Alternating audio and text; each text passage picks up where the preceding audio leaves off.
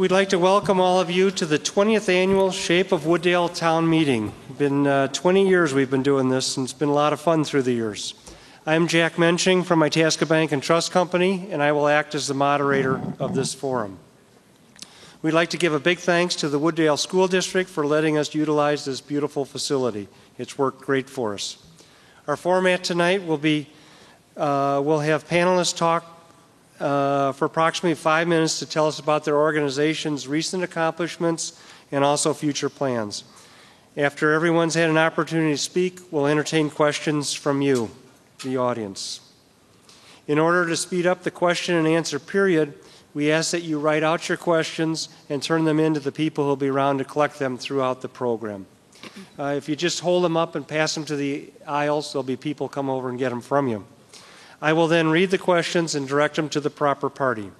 If time will permit, we'll try to answer all the questions. I will also try to group some of the questions if we get a lot of questions on the same thing to just try to speed up the process a little bit.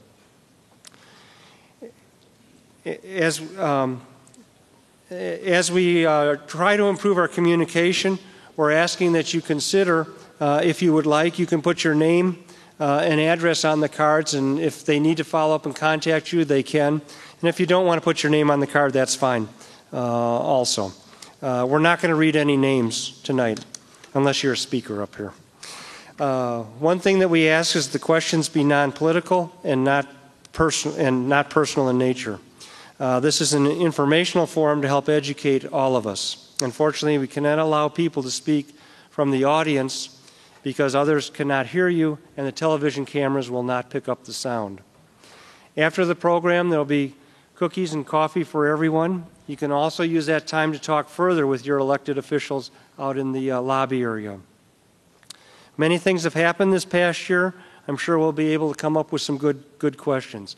The more questions we get, the better the evening is. So we strongly encourage you to write out questions.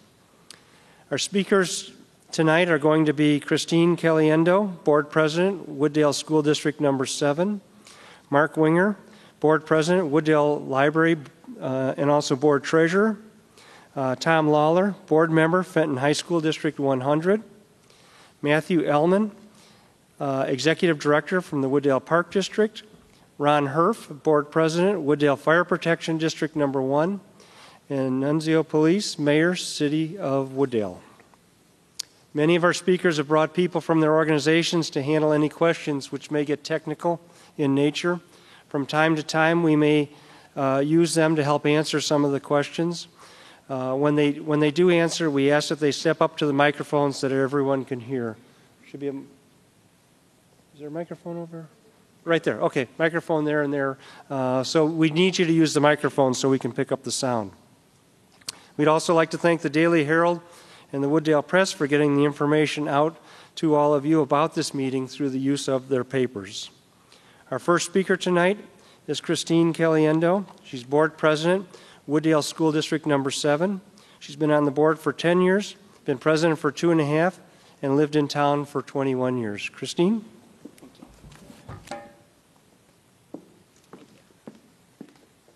Good evening.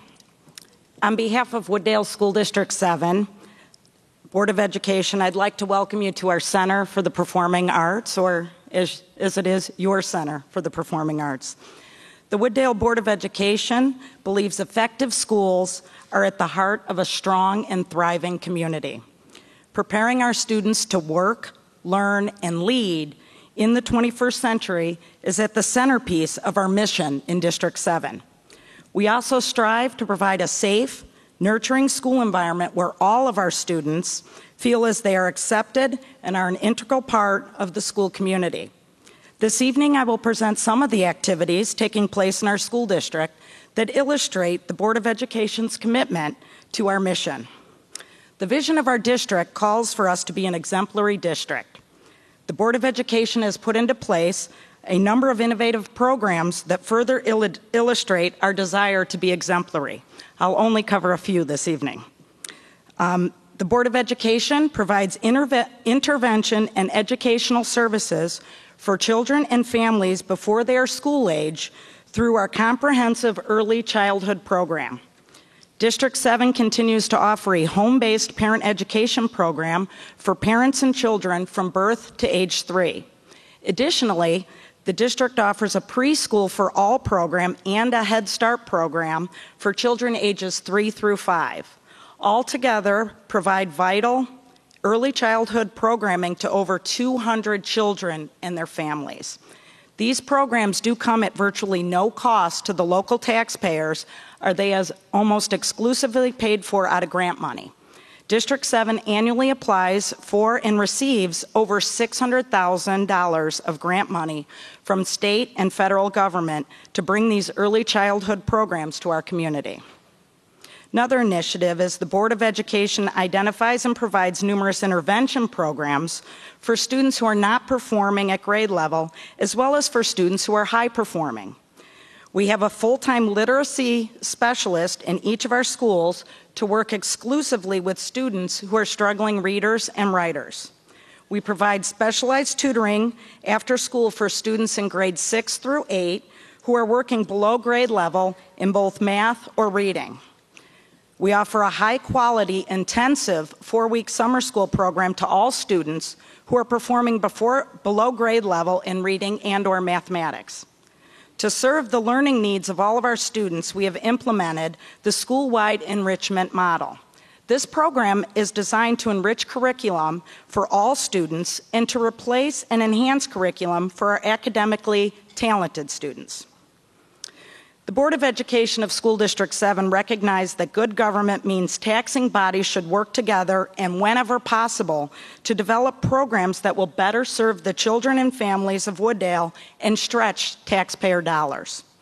We continue to work collaboratively with the City of Wooddale to offer an after-school program called Choices. This program provides social services and homework support for students in grade 1 through 8. We continue to collaborate with the Park District to house their after-school program at Westview School, allowing more space for learning and recreation. To encourage children and families to read during the summer months, we have worked with the Wooddale Public Library to set up a satellite library location at our schools during summer school. Our staff regularly holds articulation meetings with the staff from Fenton High School. These meetings focus on reviewing curriculum to help provide students with a seamless transition between elementary and high school. The Board of Education is committed to supporting teachers and families to ensure that our schools provide the best instruction to our children and prepare them to work and learn in the 21st century. We continue to work with the teachers to ensure that our local curriculum, instruction, assessment, and reporting are aligned with the new Common Core standards and the next generation science standards.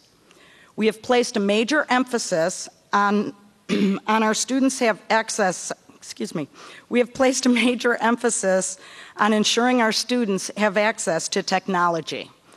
This includes integrating the use of technology into the daily lessons of students through the use of interactive whiteboards, iPads, and Chromebooks, along with the use of online learning via ebooks, websites, Skype, and social media.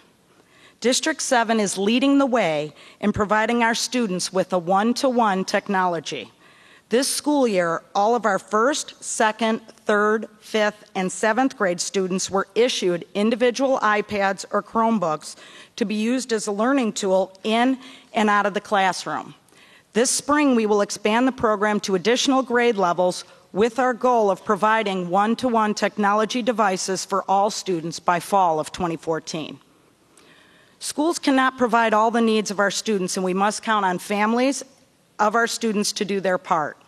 The Board of Education is committed to supporting parents in their roles as advocates and teachers of their own children. We provide a home visit program to help improve communication and understanding between our teachers and their students' families. Research indicates that that home visits have been shown to lead to an increase in the academic achievement of students. This year, there are 21 teachers who are conducting home visits. Last school year, the board provided support for the formation of Padres Unidos de Wooddale, which is a parent group that focuses on assisting our Latino parents. The primary goal of Padres Unidas de Wooddale is to provide opportunities for parents to learn how to help their students achieve at higher levels at school. We continue to provide multiple opportunities for parents to learn how to support their students' academic achievement. Some of these include parent workshops, open LMC nights, which are opening up our school libraries, PTO events, and accessing parent information online. The Board of Education has always stressed the importance of fiscal responsibility.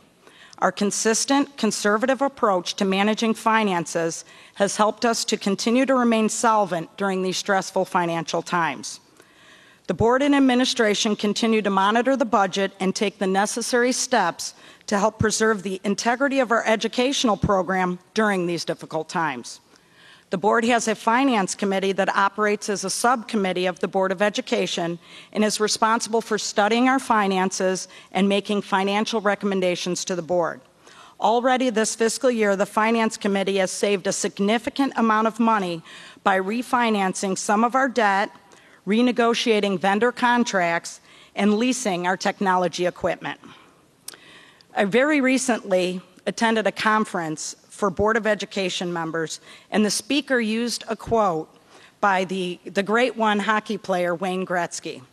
When Gretzky was asked why he was such a superstar, he replied that he learned in order to be a successful hockey player, when on the ice, you must go where the puck is going to be, not where it has been or where it is currently. The District 7 Board of Education believes we have a responsibility to educate our children for the world they're going to live and work in, not the world their parents live and work in. If you'd like to find out more information about everything going on at District 7, please visit our website at www.wd7.org. Follow us on Twitter, follow us on Facebook, and when you visit our website, we actually have the Twitter feed that is scrolling in our website. It is a wonderful place to see all the activities, comments from our teachers, our staff, and most importantly, the students to which we all educate. Thank you.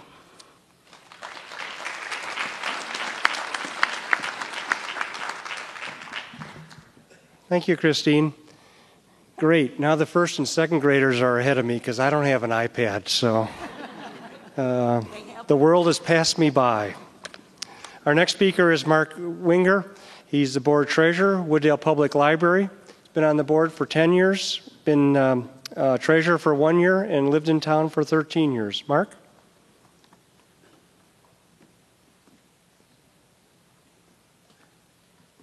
Good evening, everyone. As Jack mentioned, I'm Mark Winger, treasurer of the Board of Trustees for the Wooddale Library District. I'd like to thank all the residents for coming out tonight to hear about the quality resources that the Wooddale Library has to offer. It's an exciting time for the library as we continue to expand programming for the community and deliver library resources in multiple formats to meet your informational needs. With more than 170,000 friends visiting the library last year, it's our goal to be known as a welcoming center for library district residents of all ages. Information literacy has always been a central part of the library's mission. The variety of ways people desire information these days requires the library to transform itself, merging services of the past with service delivery of the future. The days of books only being available in a print format are long gone. Today, that book takes a variety of shapes ranging from print to audio to an e-book and a downloadable format. Of course, that downloadable books comes in a variety of formats, which adds a little bit of excitement to the game of collection development as we purchase multiple copies of titles for your favorite mobile device. We invite you to discover our electronic library collections such as Overdrive and Tumblebooks, which offers access to ebooks for your iPad, Kindle, Nook, or smartphone device. We continue to serve those of you who want a book to hold on to, but we can tell you that our tech-savvy grade school students have embraced those e-resources, accessing more than 8,000 electronic Tumblebooks each month, rivaling the circulation of our juvenile print collection. The good news is that when you combine electronic books and print books, is that more books are being read by our students than ever. We're proud to say that we work very closely with Wooddale School District Number 7 to provide resources and services to support their core curriculum goals, and the Tumblebook service is a great example of our cooperative work to increase literacy in our community. Of course, we offer a wide range of electronic resources for adults. You can learn how to repair your car with our Chilton's database, or how to write a resume and prepare for a job search with our Cypress Resume Builder service. Take one of our technology classes to learn how to use Word or Excel, or use our computer lab to access your email account. Use our FreeGal music service to download your favorite music and songs in the Sony Music Catalog. There's a wide variety of resources waiting for you to discover by clicking on the eServices link on the front page of our website at www.wooddalelibrary.org. Of course, the library still has thousands of print resources for you to discover, whether it's a title from the New York Times bestsellers list, a toddler board book, or resources for your research project. The library has something to meet your information needs. We have popular print magazines as well as consumer reports online. We have music and audiobooks to make your commute more enjoyable, and free entertainment DVDs to make entertainment affordable for your family. We think we provide the best value for your tax dollar by offering a wide range of free programs for your family to enjoy. Every year, more than 12,000 people enjoy our library programs. This year, the library celebrated our 50th anniversary. In honor of this event, we hosted New York Times bestselling author Richard Paul Evans on his national tour for the newest release in his Walk series. Mr. Evans has sold more than 14 million books. We are proud to say the Wooddale Public Library was his one and only Illinois stop on his tour. As for our technology, our services continue to grow and expand. We have 3 technology labs at the library. The adult lab for residents age 18 and over has 16 internet computers and a digital scanner for public use. The family lab has 8 computers and allows children and grown-ups to work together in a less quiet environment. There are 4 computers in our Early Learning Center teaching our youngest patrons their ABCs and 1, 2, and 3s. Last year, patrons utilized almost 30,000 public computer sessions at the library. If you prefer to use your own computer, we have a wireless network for your mobile computing needs and offer a printing service you can use wirelessly within the library or remotely from your home computer via the internet. We offer color and black and white printing and have a digital copier for your copying needs. Sign up for our newest text messaging service to receive alerts when your holds are available for pickup or reminders for when items are due. Despite all this technology, reading programs continue to be an integral service the library provides to our residents. The library offers 5 book clubs for grown-ups to meet your reading preferences. Book Club Express meets at the Starbucks and Target and combines your love of reading with shopping. And the Polish Book Club meets at Art Gallery Cafe. Mystery Lovers, Love and Forgiveness, and George's Book Club all meet at the library, each one offering titles to entice the reader. Understanding that your calendars may not allow you to attend a book club meeting, our Book Club Corner features all the book club titles, so even if you can't attend a book club, you can experience what others are reading in the community. Of course, many of these print titles are also found in our ebook collection. Sometimes it's the library's books and staff that are mobile. For the 8th consecutive year, Wooddale Library staff have partnered with District 7 to provide library books and services to students attending summer school. Hundreds of books are transported to the summer school site to supplement the Media Center collection, while Wooddale librarians provide literacy instructions to students. This cooperative program enables children to enhance their reading skills and builds upon the common goal we have to create a community of readers. This theme is carried out through our successful Battle of the Books program that keeps students reading throughout the school year.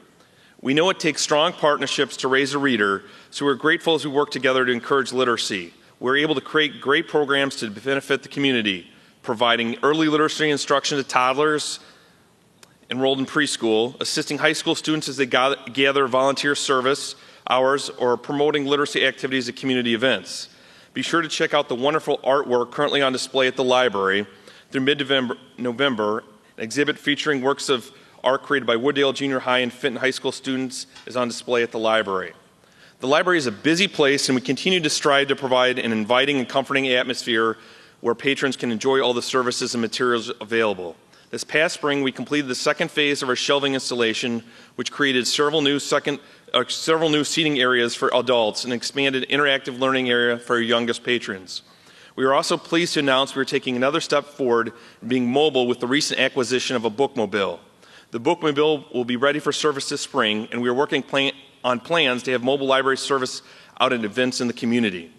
In the meantime, please accept an invitation to our holiday open house scheduled for the evening of Thursday, December 5th from 6 to 9 p.m. Once again, Thursday, December 5th from 6 to 9 p.m. It's a fun-filled event with holiday caroling, arts and crafts refreshments, and our most popular library card holder, Santa Claus, will be attending as well. Thank you once again to those of you for coming out tonight, and a sincere thanks to those of you at home for taking the time to watch The Shape of Wooddale, either online or on the community channel. Thank you.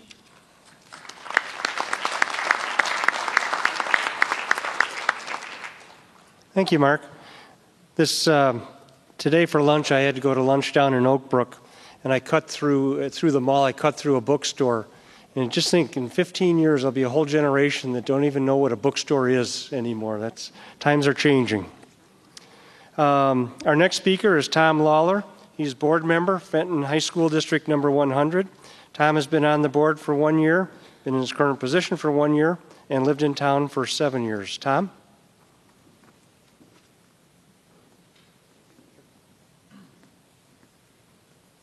Thank you. Good evening. It was hard to hear about Christmas this soon, but all right.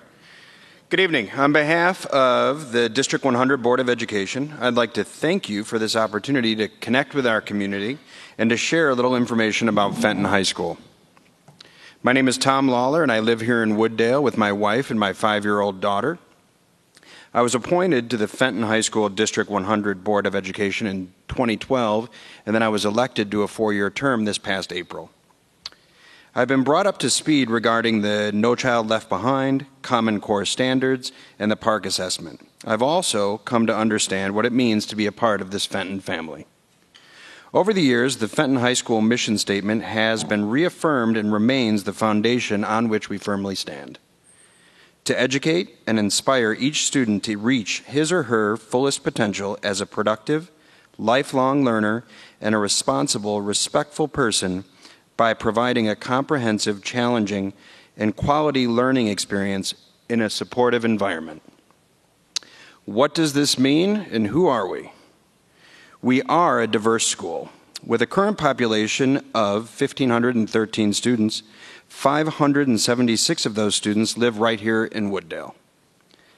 19 languages are spoken in our homes and in our halls.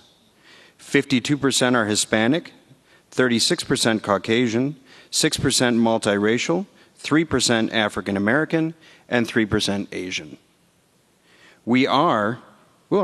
And we look at our last graduating class, 63% of students pursuing a post-secondary degree were first-generation college students. We are committed to academic excellence, and we have the data to prove it. In the past 3 years, Fenton students have demonstrated substantial gains on the Prairie State Achievement Exam. In 2011, in mathematics, 55.3% of the class of 2012 met or exceeded standards on this measure, and this number jumps to 62.2% in 2013.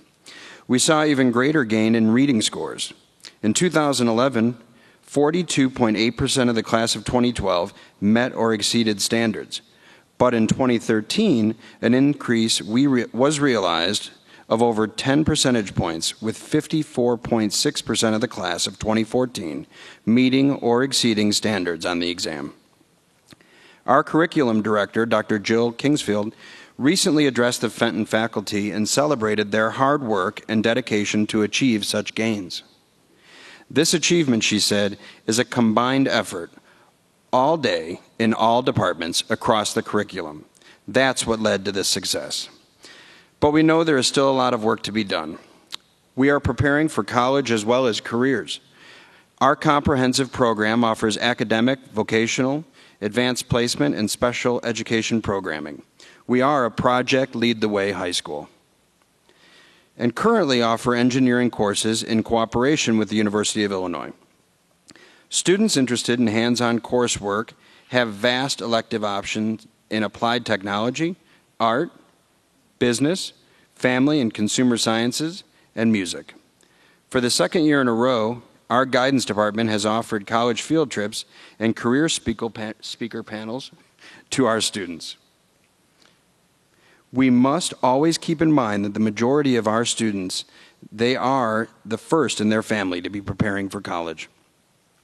We are committed to the Common Core standards. Our teachers have been committed to aligning curriculum to the state standards for the past 3 years and continue to do so as new standards are released. We embrace this new rigor knowing it will help prepare our students for their future. We currently have an 85% retention rate for Fenton students from freshman to sophomore year in college. We are committed to our stakeholders. Financially, our district lands in the highest financial health category set by the state of Illinois. We are fortunate to live in a community with such a high industrial component, which helped to keep us in one of the lowest tax rates in DuPage County. We are state champions. We consistently celebrate success in our athletic, academic, and activity programs. Our 2013 dance force was crowned back-to-back state dance champions. We also have a unique program that pairs student peer coaches with our Special Olympics basketball team. Our student peer coaches, sponsored by Rotary International, volunteered hundreds of hours and helped to send the Fenton Special Olympics basketball team to a state championship 3 times. Last spring, our team won its first state title. Tomorrow night, our football team is having its first-round playoff game against Marmion. Go Bison. We are committed to our community. Every Fenton High School student must complete 25 hours of community service to graduate. The class of 2013 should have completed about 8,400 hours. But the Fenton High School class of 2013 did something extraordinary.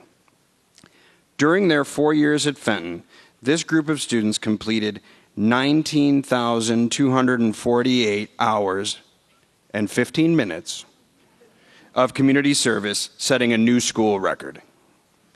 This accomplishment was featured in the September-October issue of the Wooddale Community Newsletter in this Someone You Should Know column. I hope I have given you a peek into who we are at Fenton High School, and I would encourage you to stay connected visiting our Fenton website at www.fenton100.org and to sign up for our weekly e-newsletter and follow us on Facebook and Twitter. Thanks for listening. Go Bison.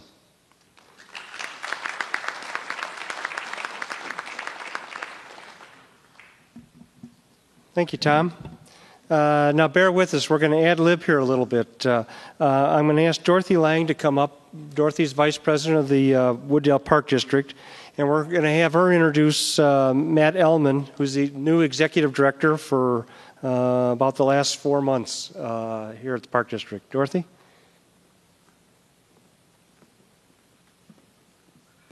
Good evening. The most important job the Park Board had this past year was the hiring of a new Executive Director, Matthew Ellman. Matthew Ellman brings 32 years of park and recreation leadership experience with him. He is the former director of both the Warrenville and LaGrange Park Districts and most recently worked at the Park District of Oak Park as the Superintendent of Recreation. He started his post here in Wooddale on May 28th and has already helped the Park District build a stronger foundation for the future. He would now like to share some more information about the Park District and what he and the staff have been working on. Thank you. Matt?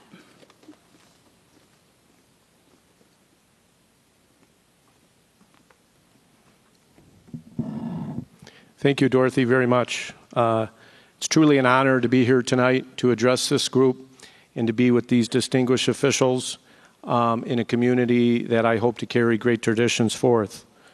As the director, it's my job to carry out the day-to-day operations, but also to uphold the policies and procedures set by the board.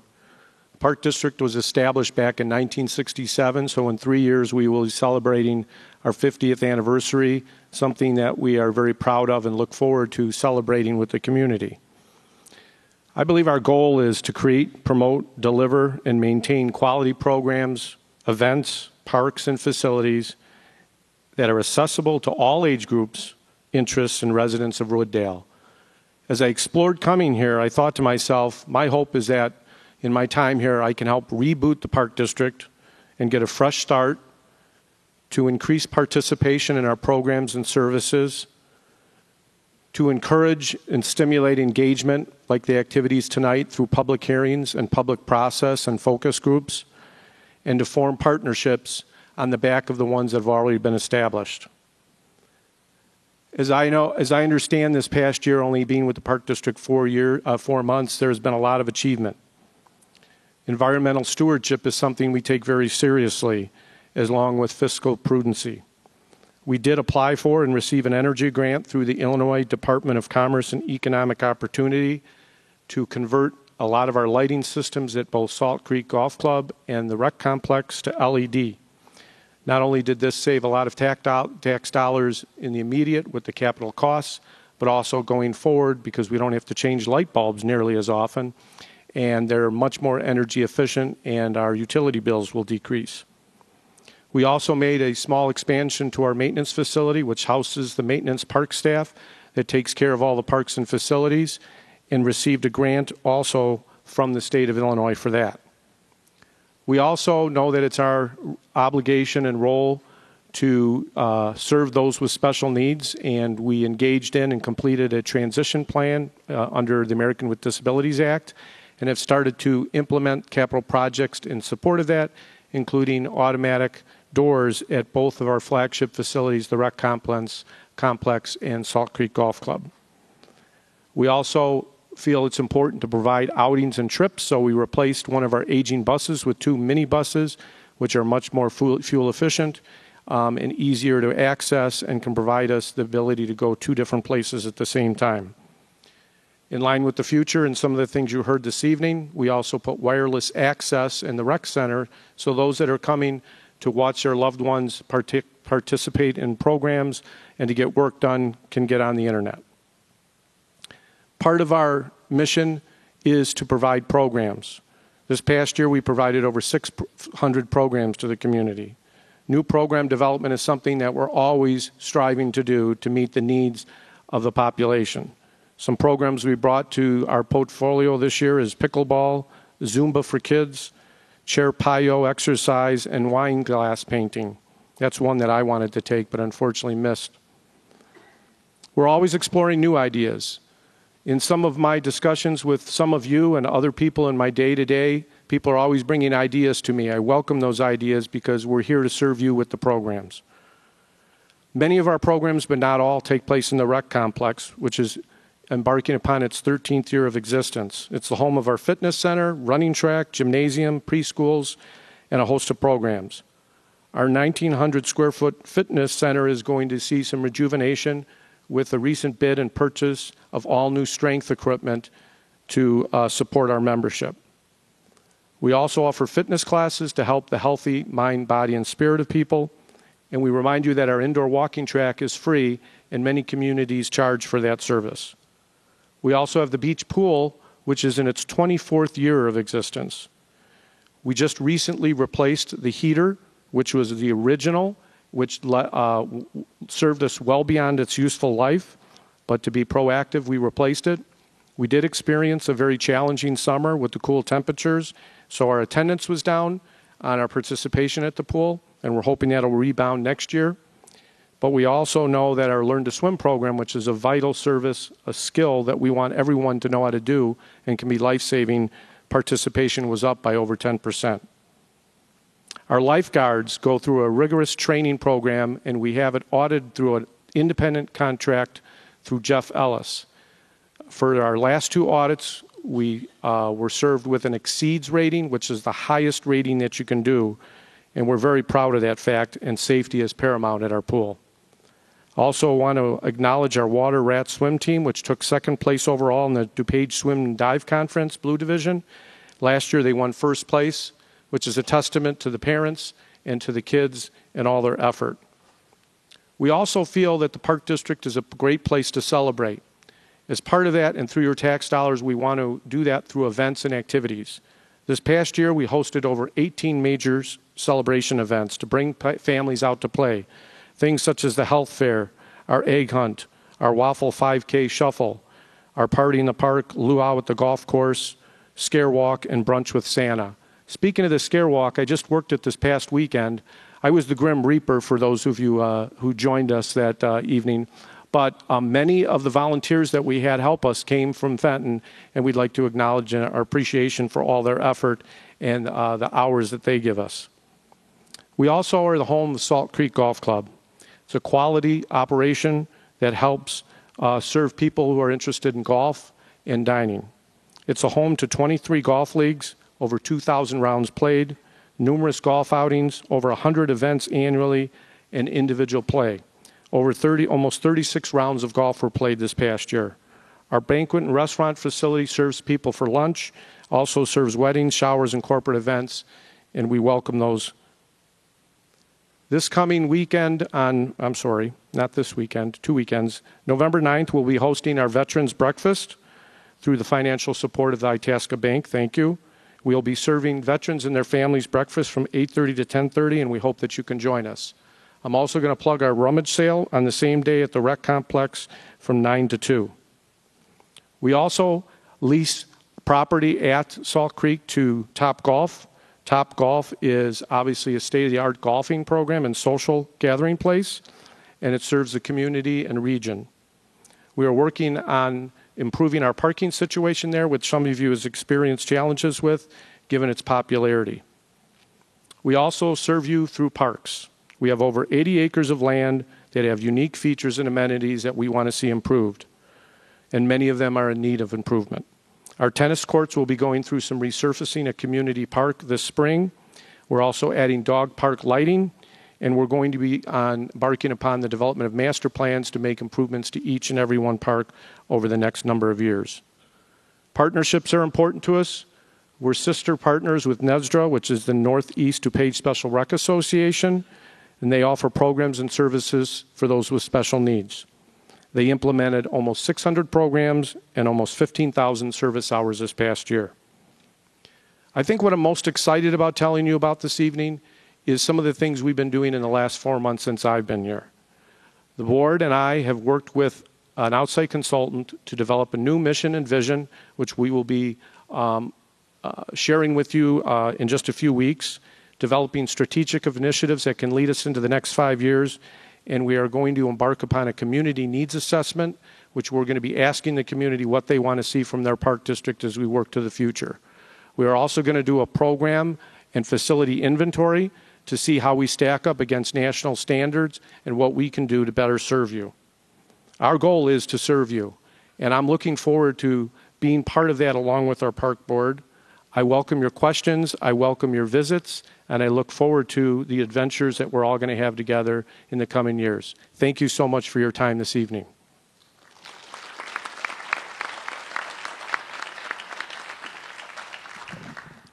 Thank you, Matt.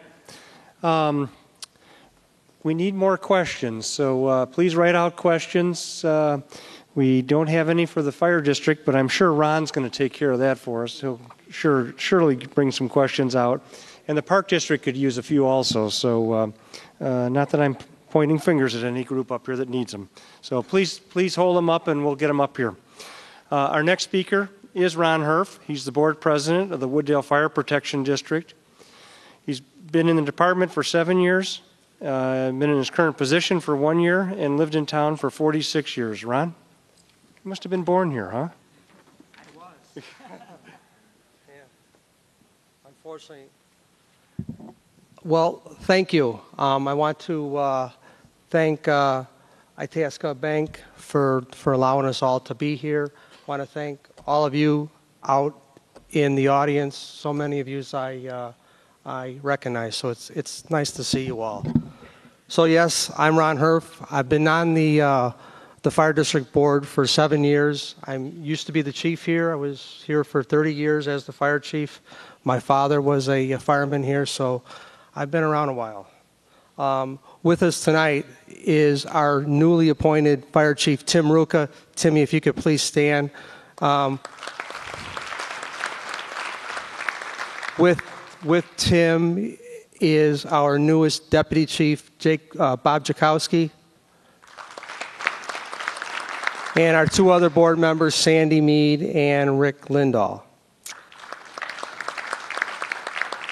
So just a little bit about the fire district. We encompass all of the city of Wooddale, plus we have some unincorporated areas of Bensonville and Itasca. We have two firehouses, one on the south side of town behind the Georgetown Shopping Center, and our main headquarters is right here on Wooddale Road by the Park District. We have 26 full-time firefighters and 2 secretarial staff. We are currently in the process of hiring additional firefighters for retirees and some other disability persons. We have, now I'm trying to read this right, we have 2 advanced life support ambulances, we have 1 ladder truck, 2 fire engines, and we just purchased 1 brand new fire truck along with a new ambulance. We operate a $4.7 million budget with reserve funds for equipment, vehicles, and building projects. We are also updating our strategic plan, and our finances are in very good shape. Last year, between January and December 2012, our department responded to 2,057 emergency calls. 1,017 of them were ambulance and 1,040 were fire related. We also belong to a mutual aid agreement with an automatic aid agreement with surrounding towns, Addison, Itasca, Elk Grove, and Bensonville, which gives us the ability to have additional fire engines and ambulances as needed. We also belong to a statewide mutual aid system, which is designated to help us upon request for multiple calls at any time. We've been in MABUS for over 45 years. The district also operates the Fire Prevention Bureau. Through the Bureau, we inspect local businesses along with training the general public and business programs, CPR, open house, fire extinguisher use, educational tours, residential Knox Box program, holiday food bank drive, dedications and parade participation. Thank you again for the opportunity to speak here this evening, and maybe I will get a few questions. Thank you.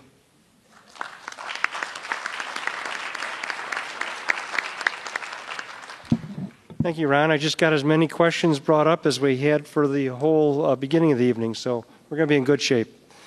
I do get confused at my office because my office looks right out on Irving there in Itasca, and I see the Wooddale fire truck going by every once in a while. Now I know why, because you're working with the different towns, which is, I think that's great. Our last speaker before we get to the questions is the mayor, Nunzio Police. He's for the city of Wooddale. He's been on the board for 6.5 years, been mayor for 2.5 years, and been in town for 24 years. Mayor?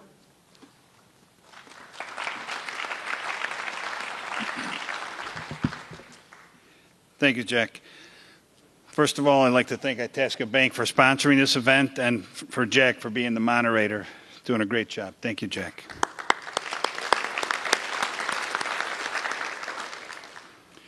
I'd like to recognize some of our city council who's here in the audience this evening. From Ward 1, Peter Jacob. Ward 2, Alderman Roy Wesley. Alderman Art Woods. From Ward 3, Tony Catalano.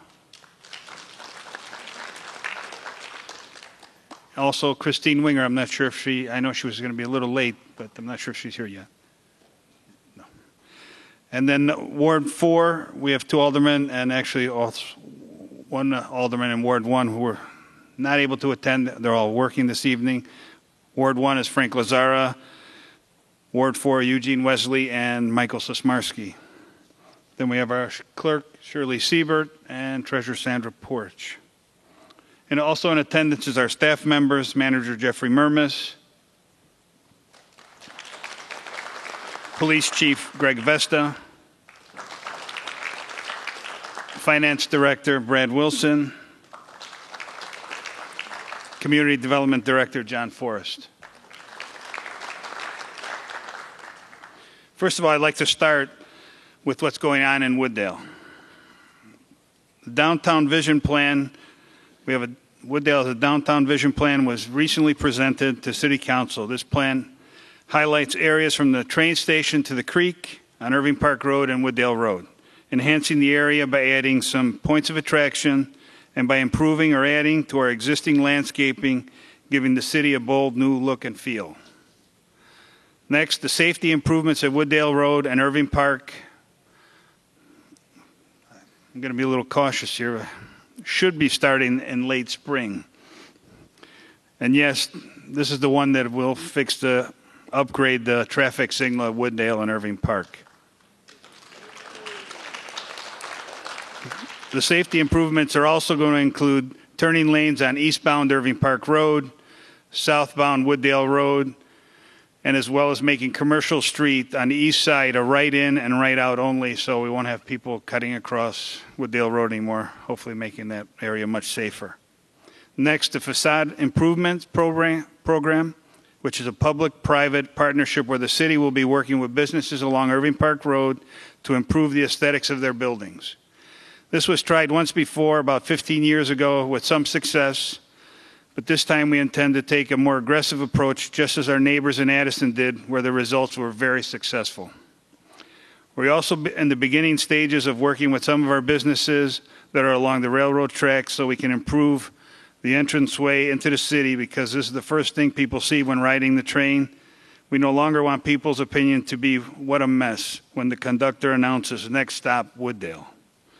We want people to think that this is the place that they need to be, come and visit, shop, eat, and play. You may have also noticed that finally the site work has begun at the old Giorgio's property, which has been basically empty for about a few years now. So we actually have a memory care coming there, a 6-story memory care facility, which will add about 120 to 150 new jobs. That project will finally take care of that vacant lot. These items will make a huge impact to the look and feel of our city, because the majority of this work is at Wooddale and Irving Park. We have some pictures. Do we get the pictures, Jeff? They're out in the hallway. Some pictures are out in the hallway after the meeting this evening. You can take a look. If you have questions, the aldermen are around, myself, the staff, feel free. Once these are done, we can start moving east and west of Wooddale Road. This will be a process that needs to be planned accordingly. I would like our residents to know that we remain committed to improving and upgrading our infrastructure. The past 2 years, we have completed over $14 million worth of work, with another $12 million over the next 2 years. And mind you, all this money was paid from our funds. All this money was strictly for the replacement or resurfacing of streets and curbs, along with sidewalks, the replacement of the dilapidated water mains, and improvements to our storm and sanitary sewers and basins. Other items included the updating of our street lighting to LED and maintenance of city-owned properties, vehicles, and equipment. Additional projects that the city is working on that is not included in that $26 million that I just mentioned was our wastewater treatment plant, flooding issues, the Elgin O'Hare Western Access Project on Thorndale, Irving Park water main. The treatment plant, which is the largest project in city's history, has been engineered for the future, but only built for now. If the need arises to expand the plant in 10 or 15 years, it can be done without starting completely over. This project was funded with state revolving funds. Approximately 70% of the project was state revolving funds, I believe at 1.25%. The other 30% was through a bond issue. Regarding flooding issues, we are making some progress, but more work needs to be done. We have concluded our citywide flood study of 15 areas, of which our first area being worked on as right now, actually it's projects underway, as we replace the water mains and resurface the streets in this area. We are incorporating our stormwater projects with our infrastructure work. We're also still working with DuPage. Actually, about 3 weeks ago, we just passed to join DuPage on behalf of DuPage communities. DuPage County is taking the lead with any of the communities affected by Salt Creek as a cost share effort. We're working with Elk Grove, Cook County Board, and their Forest Preserve, and doing something with the Bussey Wood Dam. There was also a stormwater grant that the governor's office offered, where we have basically one day to submit paperwork, in which we did, thanks to our study, our flood study that we just completed, that was ready to go. When we sat with the governor's staff last spring, we were told that our application was very impressive and was far and above any other application they received, which basically they said there's a good chance that we could receive some money regarding stormwater and hopefully find out before the end of the year.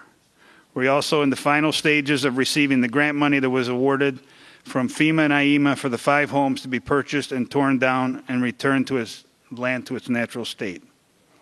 The Elgin O'Hare project will have some cost to the city, even though it's being built on Thorndale. The project is being funded by the tollway.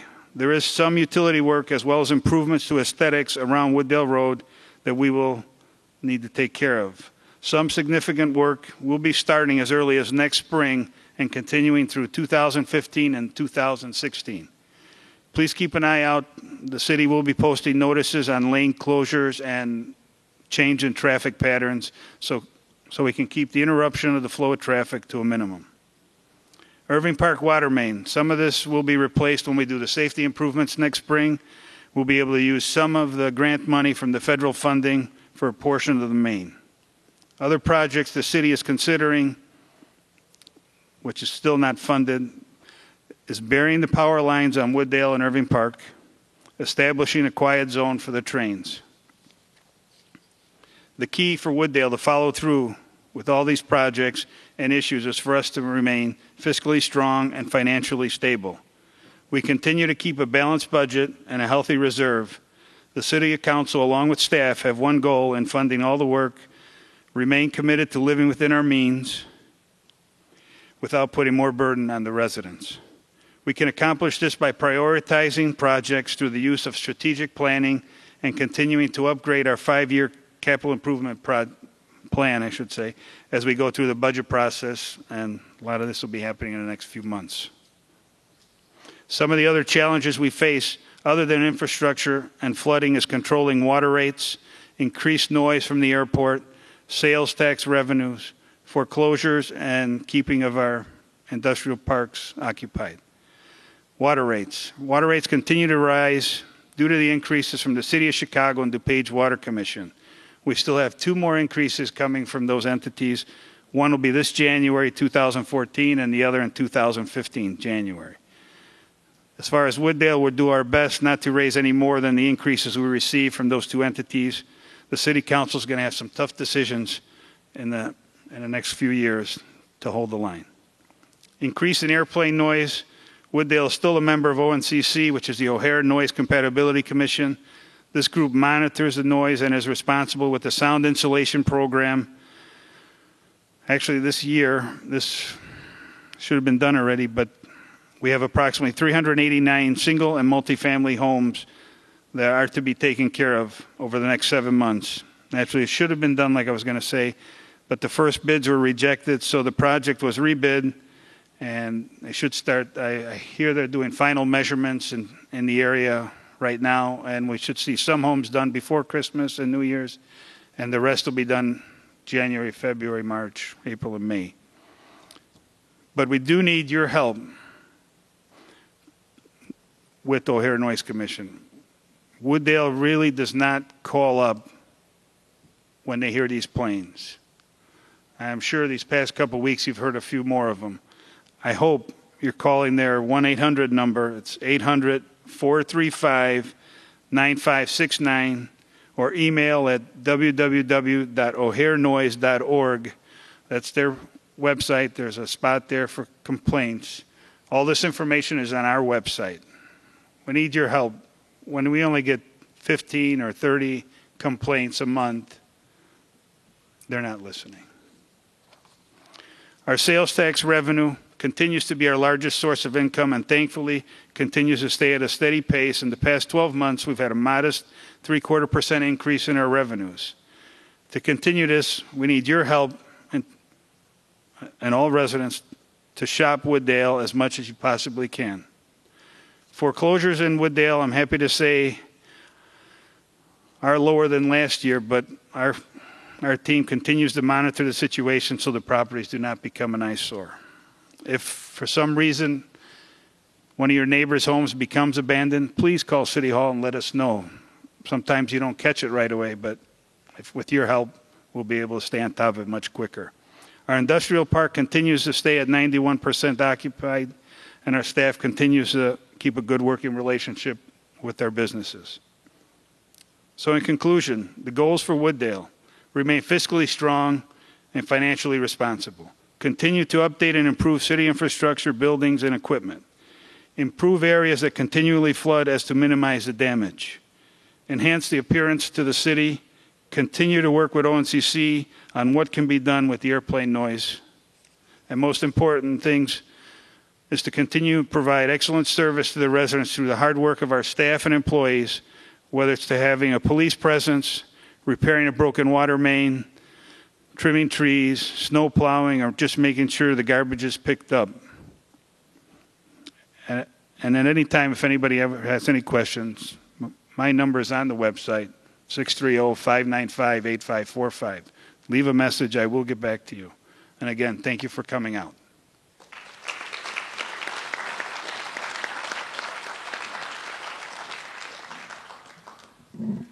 Thank you, Mayor. I do try to call the airplane hotline number, but every time I call, the planes drown me out. They can't hear me. Okay, we got a lot of good questions up here, so I'm going to ask the speakers, if you can, try to be as brief as possible so we can try to get through all these. We've got a lot of good questions. And for anybody from the floor that talks from the different taxing bodies, brevity is appreciated so we can try to get through all of these. We'll start out on a high note. A compliment to the Wooddale Police Department for doing a fine job from a resident. So.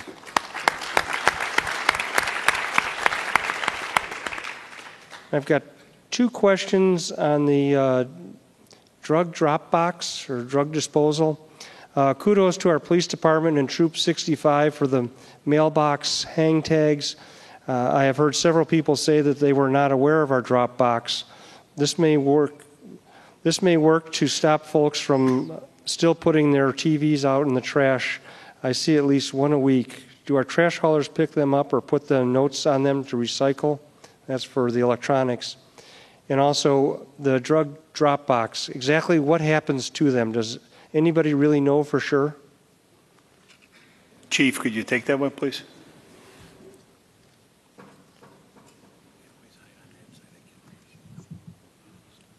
Thanks. The flyer they're actually talking about, many of you probably received it.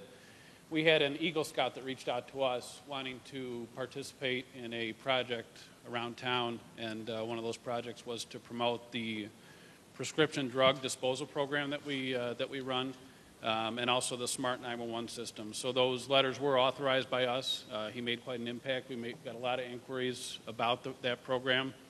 And as far as where those things go, actually today we just had a large delivery of several large tubs out to the DuPage County Health Department. They schedule regular pickups where we can go and drop those off every couple months. And believe me, we sometimes have 3 to 5 50-gallon drums full of prescription drugs. And that's not including the bottles. That's just the drugs part. And then from there, they go through an approved disposal process. So that's what happens with them. For School District 7, is there any talk of integrating those students on the southeast side of Wooddale into District 7? Currently, they are feeding into the Bensonville School District. Currently, I mean, our district boundaries have been set at something that I'm actually not sure of the process. I have Dr. Corbett he is the superintendent from Wooddale School District 7. Hi, that's a legal process, so the board has not engaged in any conversation about that. The board would have to be approached by that, and the way I understand it is that there would have to be some form of an election at some point where the community would approve changing the boundaries of the school district, because obviously the tax dollars go to the residents who pay those taxes. Those children go to that school district, so there had to be some sort of approval process. So, no, we have not discussed it. It hasn't been raised. The issue hasn't been raised to us. For the mayor, and some of these questions may already have been answered, so if anybody wants to say we've already talked about that, but it's just like when I was in school, I'm not really paying attention up here, so I'm sorting the cards out and working on some of the penmanship issues there. So for the mayor, when will we have a left turn signal at the corner of Prospect and Irving Park Road going north? It's very dangerous not to have one. I know the police chief has looked into this, and I believe IDOT was the stumbling block. Chief, sorry. That's right. Yeah, that's correct. The IDOT does control that intersection, even though we do have some police and local jurisdiction. It is an IDOT intersection. Certainly, if it require a whole reworking of the intersection and the traffic signals.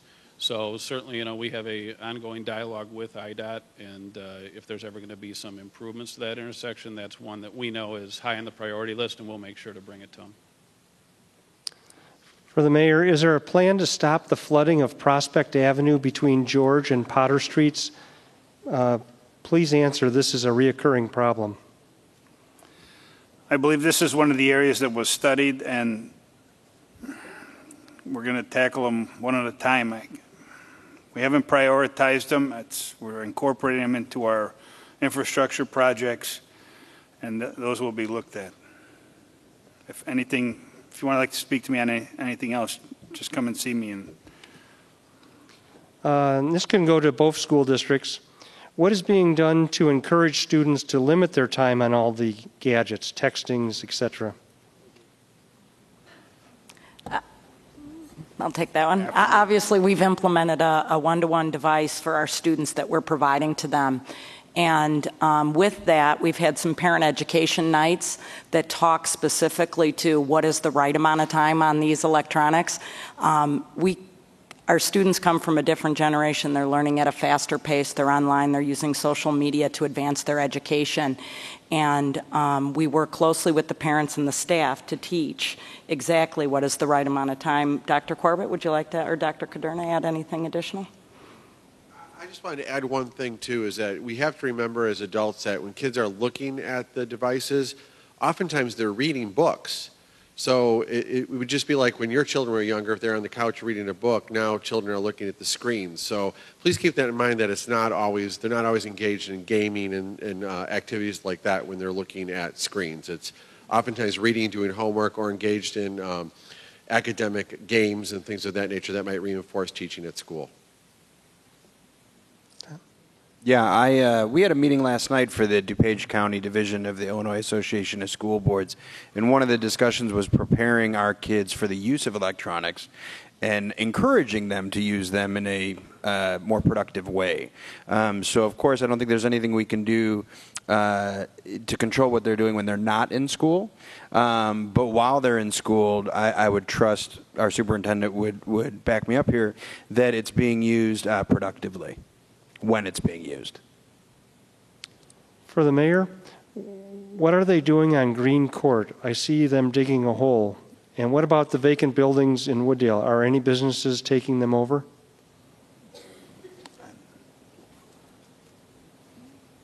On Green Court.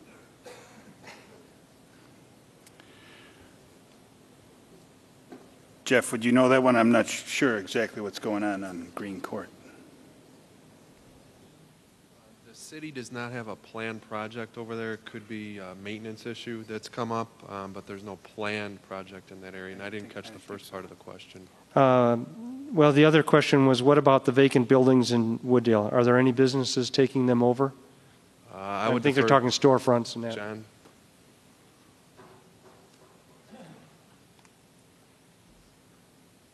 Yeah, we have had more businesses closed than we would have liked to have seen, although one of the bakery on Wooddale Road, I guess, has just recently reopened, so hopefully we'll get some of the other businesses back in there again. Nothing right at this moment, though. I believe this would be for the mayor. Is it possible for Wooddale to have a hazardous waste pickup day next spring or summer? For example, CFL bulbs, partially filled paint cans, etc.? We are working on trying to receive a grant. Actually, the chief is on Clean Air Counts, and They are working on, actually we're working with Itasca, trying to do a joint venture, receive a grant so that can happen. But Chief, do we have a date yet? I don't think so, right? No, we don't. That's governed by the Illinois EPA. To fund it ourselves would be a monumental cost because you not only get Wooddale residents, you get people from all over. So EPA does do a number of these events a year. We've applied for one. We have a plan, and it would involve the other communities around us.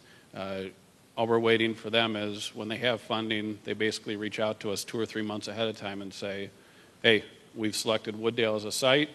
Let's start putting your plan into place, and they'll come out and they handle everything, but you're talking in the tens of thousands of dollars, and for the city to do that, it's quite prohibitive. For the fire district, what happened to the battery giveaway from the fire department for the alarms in the homes? Smoke detectors? Yes. We still have that. Just contact the fire district, and we'll be more than happy to give you a brand new smoke detector. We can come out to the house also. For the mayor, if you want to turn right from Addison Road onto Irving Park, the no turn on red sign should be on Addison Road, not after the turn is made on Irving. You want to turn? You're turning right from Addison Road onto Irving, and it's the placement of the no turn on red sign. Somebody will have to go take a look at that one. Chief, any comment on that? Doesn't sound right. No, it doesn't. We can check it out and check with IDOT. Does it specifically talk about at the red light, or is it the no turn into the gas station over there? It just says no turn on red sign. Okay. We'll take a look at that and get IDOT to change it if it's wrong. I've got 2 questions similar for the mayor. I have 2 dead trees on my parkway. How can I have them removed? This summer, I called the village and was advised someone would be out to look at them, but it has not happened. What's the next steps? And the other one is we have two ash trees that have died on our parkway. Dead branches keep falling. Will Wooddale cut them down, and when? I can tell you on the parkway trees, especially regarding the ash trees, we were doing about $25,000 a year. We just upped that number to $55,000. Reason being is we have about, 140 trees that are either dead, very poor, or poor. So the council has stepped up with a little extra money, try and get that done. If you can give that address, the manager's here tonight. He'll make sure that we get our guys on it if it's in the parkway. For the mayor, what is being built in the fenced-in area on Irving Park Road? Again, that's the Wooddale Memory Care. It's going to be a 6-story facility. Hopefully should be ready to go next summer, should be completed, or the end of next summer, I would say. For the mayor, has the city given any thought of speed cameras as they are being used in Chicago? No, not at all. Whew. Okay. Thank you. For School District 7, what kind of safety measures has the school put in place, seeing that we hear more about shootings? That is a great question. Safety and student safety, staff safety, community safety is of the utmost importance to us, so I like this question. We've worked directly with the Wooddale Police Department, fire department to have site surveys done on all of our buildings. I believe actually recently they did tour our facilities so that they're familiar with every bit of them, as well as all of our buildings are locked. The students do practice drills on things like this. I don't want to go into too much detail on that for secrecy reasons, but we take that measure very, very closely. Anything additional to add to that? There's a question, what is the construction on the south side of Irving Park east of the towers? That's the health facility. Yes. For the mayor, do you think Irving Park will be able to handle the extra traffic when the Elgin O'Hare completion is completed as a toll road? I believe so. As far as the Elgin O'Hare becoming a toll road, I mean, everybody was saying that the traffic was going to be diverted everywhere, and from what I've been reading in the paper, the tollway's making more money than ever. So it doesn't look like anybody's turning off, but we will find out once it's fully completed, and our portion will not be completed until 2017. So I'm sure we'll see some type of traffic, but I think we'll be okay. For the fire district, are all our firemen also paramedics? Yes. For the park district, two elliptical machines at the park district are not enough. We went from 4 to 2. They are always being used. We need at least 1 or 2 more added. Reduce 1 or 2 that are not being used. Other machines are not being used. I was hoping I'd get a question, but not this one. I'll definitely look into that. I know that we always try to strike a balance of the type of equipment that we provide because everybody has their particular interests. One thing that we do is we talk to our staff that's in the fitness center to talk about the patterns of use, the times of use, and to see where we might want to make purchases in the future. I know that currently we are buying a new treadmill, and we'll also look into the ellipticals. But as one can imagine, you have people that work out during peak hours, and those are obviously challenging times when multiple people want to be on it. We also have a limited amount of space on the floor, so if we put another piece in, we might have to pull a piece out. But I'll definitely make a note of that and talk to the staff about whether or not some swapping out makes sense based on the use patterns. This is addressed to the mayor, but maybe it could go to the park district possibly, and there's 2 of them. I noticed a sign saying Bensonville Park District on Wooddale Road going south and across from Brookhurst. I thought this was still Wooddale. What's the story? And what is the Bensonville Park District property on Wooddale Road? I think I can probably answer that question. It's my understanding that that was part of land that was taken away through the airport expansion, and that the funds were provided to the Bensonville Park District to purchase land to compensate for that loss, and that was the land that they purchased. I have been in discussion with the director about the future use of that land, which they have not made any decisions on, but it does sit in with the Bensonville district boundaries, not the Wooddale Park District boundaries. For the mayor, what is going on with the soundproofing for Wooddale? Now that the runway is done, we've been waiting for the last 3 years.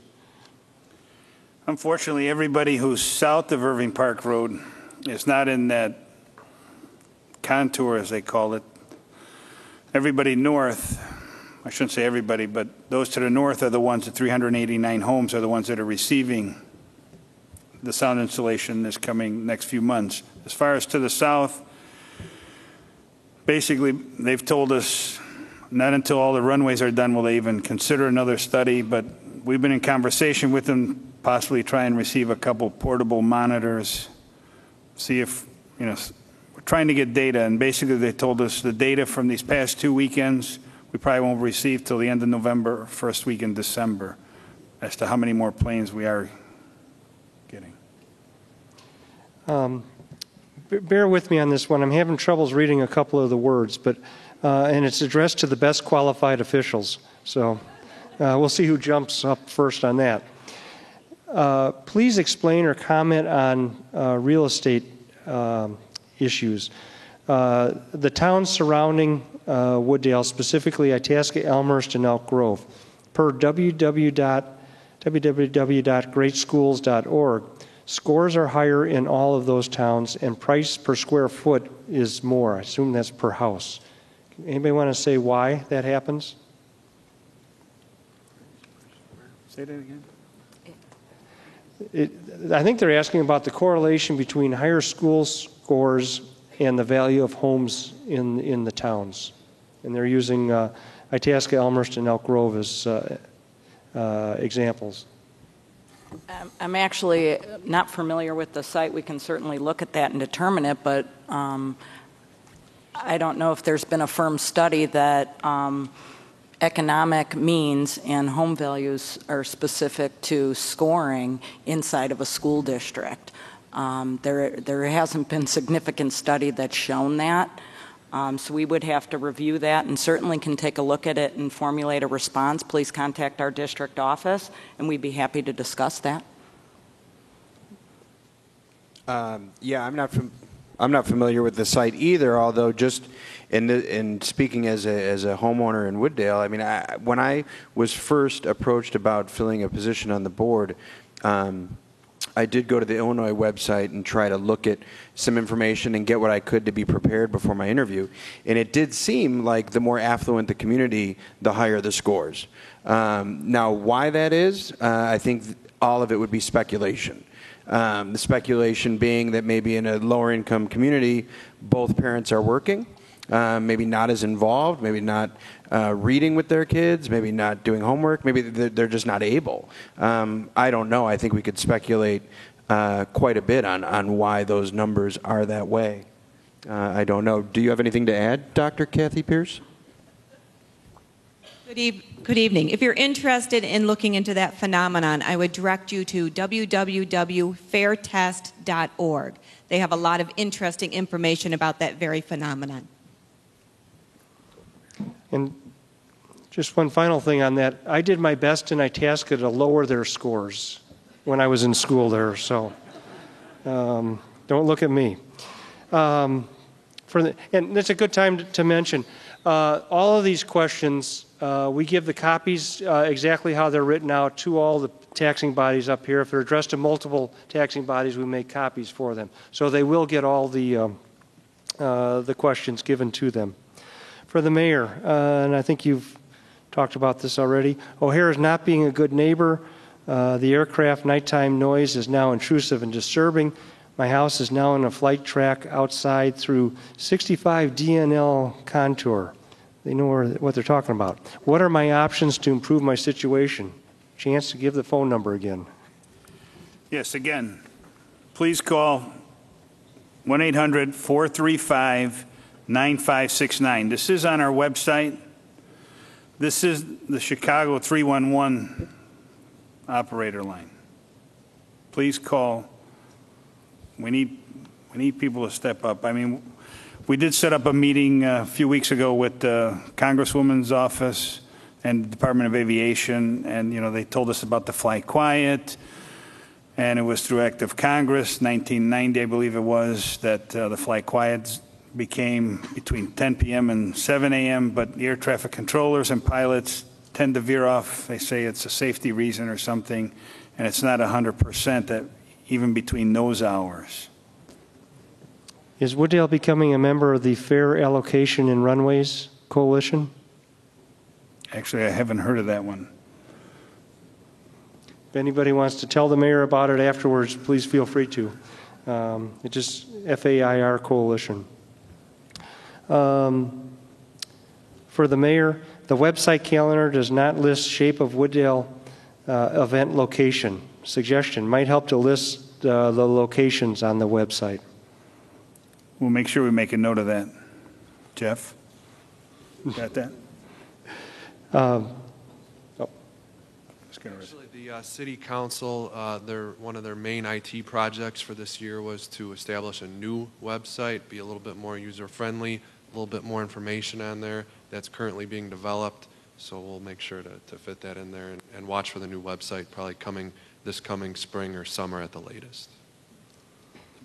For the mayor, recently I tried to pay a daily fee of $1.50 for a parking space at the train.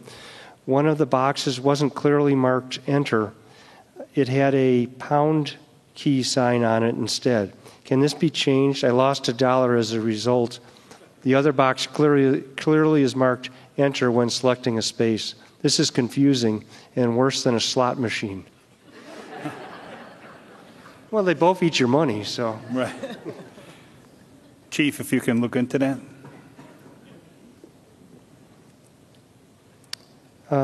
For the mayor, do we not have any ordinances about terribly loud boom boxes, radios in cars, etc.? OMG. If we have any, they must be unknown. That's, oh my gosh, for the tech-savvy people. We do have some ordinances, and who wants to take this, John or Chief? We do, and what I would encourage you is if you're encountering any of this, please call us, let us know.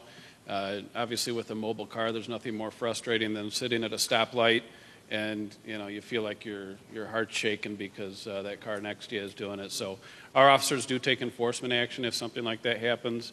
We do have an ordinance in Wooddale, and we do enforce it. Sometimes it's just we get this in multi-living facilities too, where a neighbor doesn't realize how much their sound radiates next door, and we'll be happy to handle it for you if there's a problem.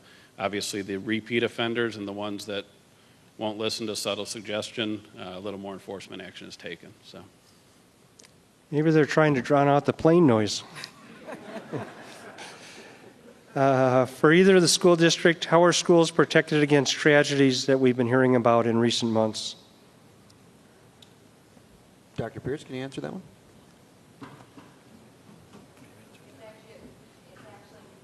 It's not working. It's actually a very well-timed question. Both Dr. Corbett and I were at a DuPage County Safety and Security Conference just this morning. We both take very proactive planning.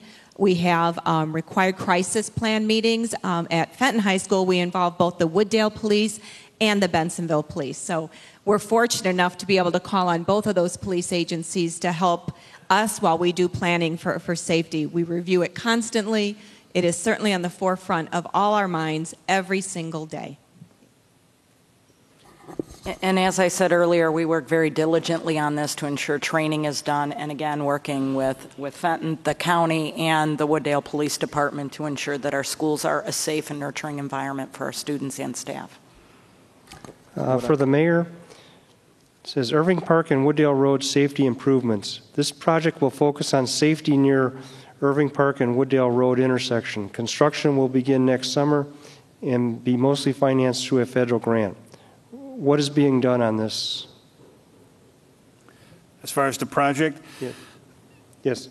Basically, the gates at the train, the railroad gates will be improved.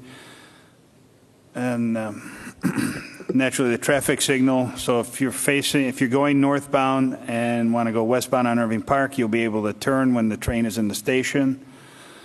We're adding turning lanes. Like I said, one is eastbound on Irving Park to go south on Wooddale Road. When you're going southbound on Wooddale Road, there'll be an extra turning lane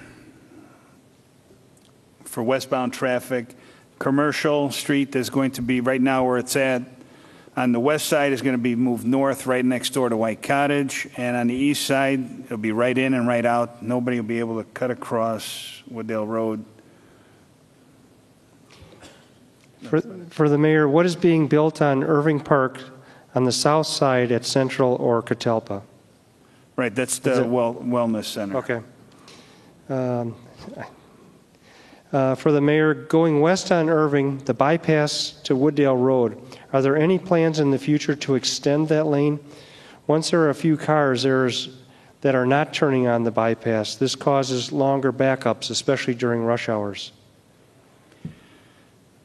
I'm not sure if there's going to be a longer turning lane. I haven't seen the final drawings.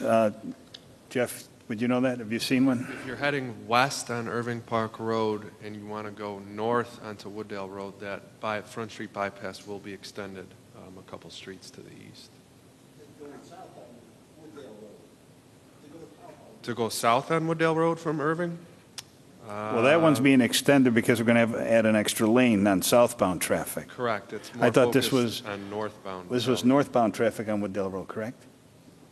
It just says going west on Irving, the bypass to Wooddale Road, which right, so is that's the north side. That's the northbound traffic heading west on Irving Park. For the mayor, my sump pump failed the RJN inspection. I am limited in where I can pump my water. What's the next step? Please see me after the meeting. We'll get together with Mr. Forrest and we can give you some recommendations. Again, this project is basically it's an I&I study, inflows and infiltration. We're not looking to fine the residents.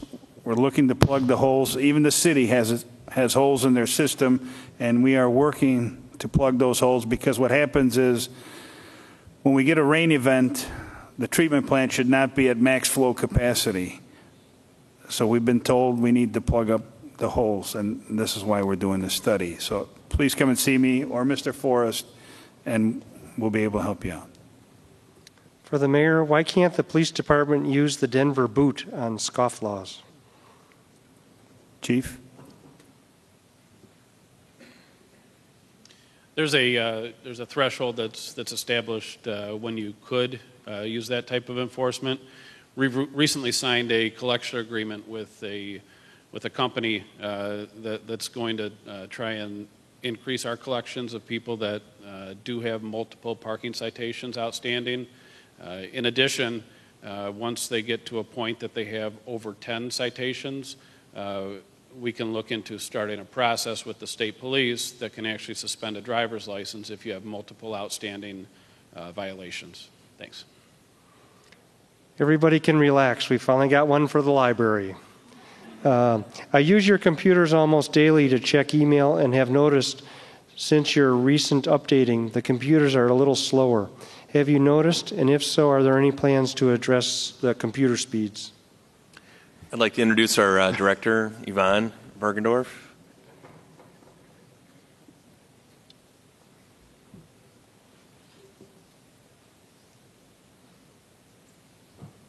Hi, good evening. I certainly can understand with technology challenges and upgrades, and if anybody has a smartphone like I have that's had 2 upgrades within the past 3 weeks, sometimes you know that technology upgrades and changes are not in your control. I can tell you we have had a challenging technology season. We had some storms roll through and electrical brownouts in August and September that took out 2 drives on our server, a hub, a switch, and you don't want to know that. So we do recognize that we have had to replace a significant amount of technology equipment and have been making some changes to our system. So thank you for your patience and tolerance. And I tell people, when you can't get your email, it means we cannot use our computers to check things in and out either. And we are just as frustrated as you. So thank you for your patience. Since I have the mic, just one thing. I am on the Clean Air Accounts Committee there. A question came up regarding hazardous waste removal. Just so that everyone's aware, when we had our Green Fair, we'd posted this there, but through the county, the Naperville Fire Station number 4 does collections every Saturday and Sunday from 9 a.m. to 2 p.m. And my wife and I have utilized that there, but you can bring paints, all those things there. They have the IEPA there on a every weekend, so that's a facility you can use. Thanks. That was station number 4? Yes, in Naperville, yes. For the mayor, I bet this gets handed off to the police chief. I've been told that officers allow motorists up to 13 miles per hour over the limit before writing a ticket. This makes the speed limit 43 to 48 miles per hour in some residential areas. Is this true? If so, can it be brought down to 5 to 6 miles over? I think the chief's going to disagree with that, but go ahead, Chief. Great question. I tell you, if officers did stop every car that was going 3 to 5 over, we wouldn't get another thing done the whole day. There is some individual tolerances for those speeds. Obviously, residential streets, the tolerances are a lot lower. Down in Irving Park Road, there's no official speed when you're going to get stopped. It also depends what kind of call volume is going on too.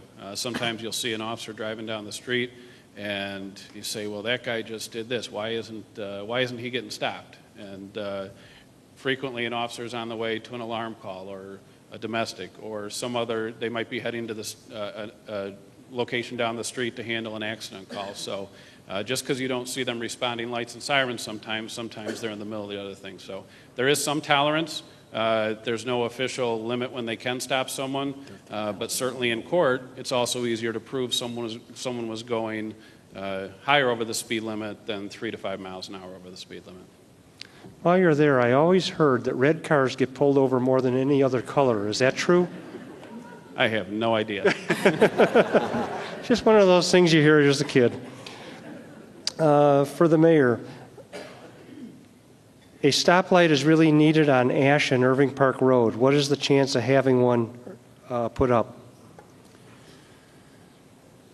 I think this was brought up many years ago, but something happened. I don't know if you recall, Chief. It was before my time, but I heard that at one point they were looking to put a light there. Do you recall?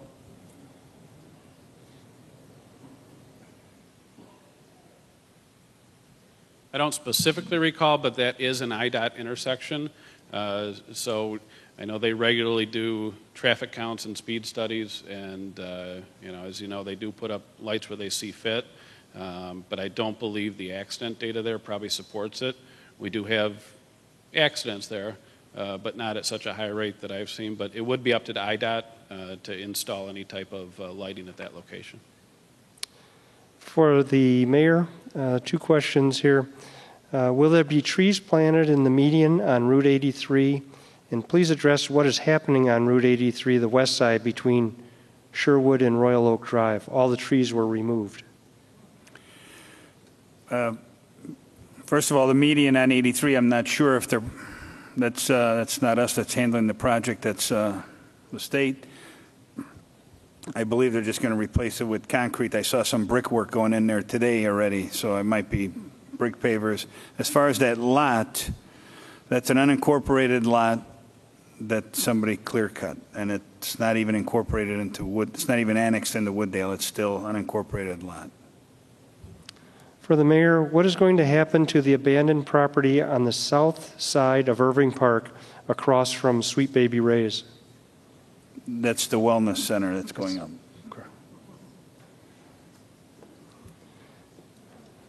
For the mayor, the left turn signal at Route 83 heading west to Sherwood Drive is too short. When we start to go through the intersection, the light turns yellow and then red before we can clear the intersection. Can this be fixed to avoid a red light camera ticket? Wait, the left turn? The left turn signal on Route 83 heading west to Sherwood Drive. I see the manager. Yeah, we've actually got a handful of complaints about that over the past couple of months. We've placed some calls. Again, that's an IDOT light. We've registered the complaints, and hopefully they'll address those. Okay. First time I heard that one. For the fire district, how many fires or hazmat incidents in Wooddale does the Wooddale Fire Department respond to each year? Not sure. Chief, do you know that?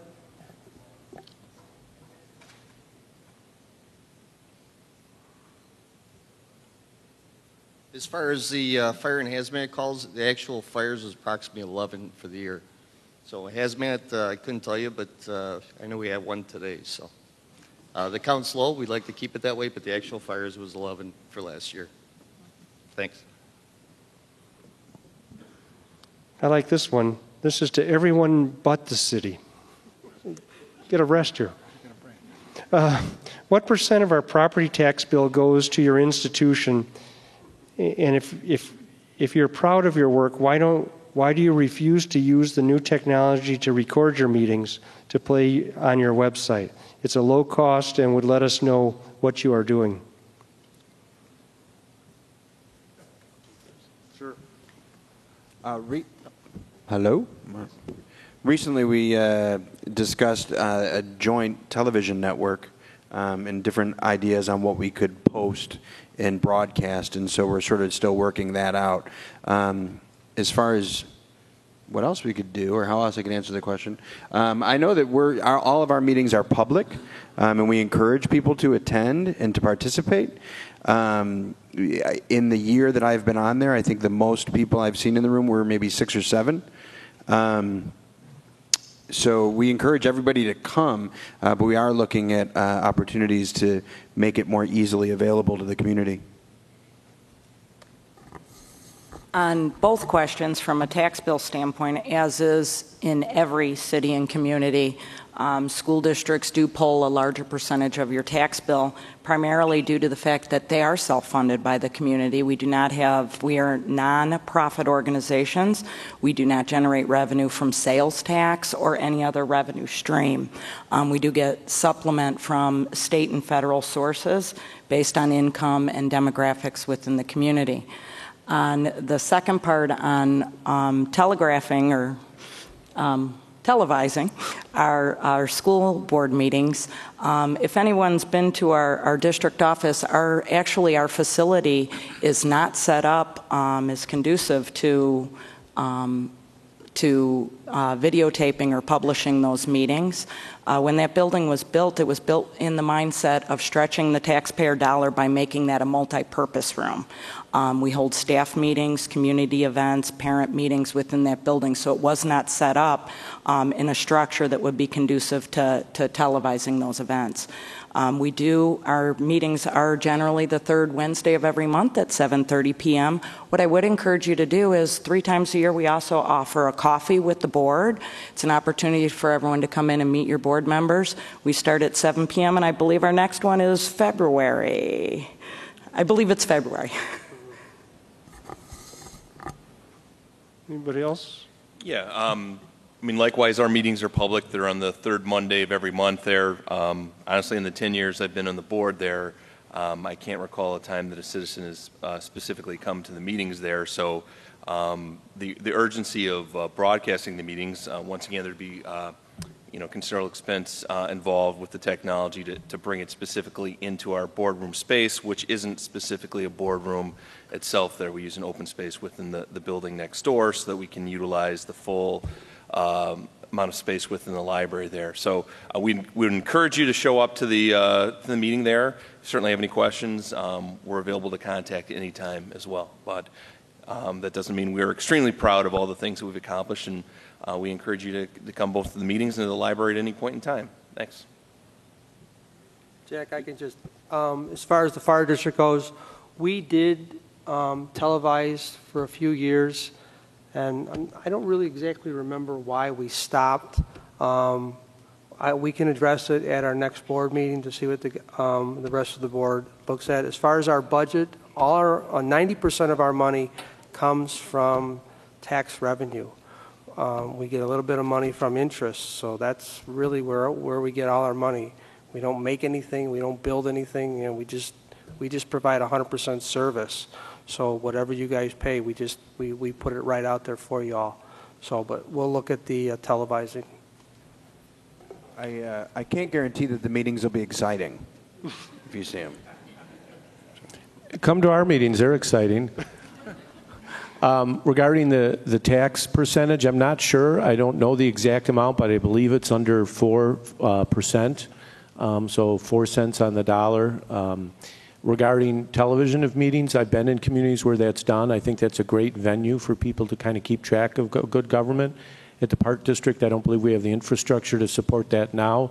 When we do our community needs assessment, I think that would be a great thing for people to potentially comment on, and we could look at a question that speaks to that or pertains to how we can engage more community input. We definitely encourage people to attend our meetings. I know as part of our strategic planning, we'll probably be having some community forums and focus groups and opportunities for more community feedback. For Fenton, impressive 85% retention rates for those freshman students who are move on to become sophomores. 2 questions. How many Fenton seniors move on to a 4-year university versus a community college? And the second question is, what is 4 or 6-year college graduation rate? What's a 6-year college? Yeah, 6-year college I'm not familiar with. I know that 87% of the seniors of the current graduating class have indicated going on to secondary education. But to speak more on it, Dr. Kathy Pierce could probably elaborate on actual numbers. Off the top of my head, I would say we have 37% of our students who go on to the four-year college. We have seen that number drop a little bit with the economic crisis. More students are taking advantage of College of DuPage, which if you've been there is just a phenomenal facility. As far as the 4 and 6 year, I'm sorry, I have that data from last year. We won't get it again till about January, but I can't remember it. But please feel free to call me because I have easy access to it and I'd be happy to look it up. Thanks. For the mayor, is the new wastewater treatment plant adequate for future growth in population? Actually, it's engineered for the future. Right now, it's built for now.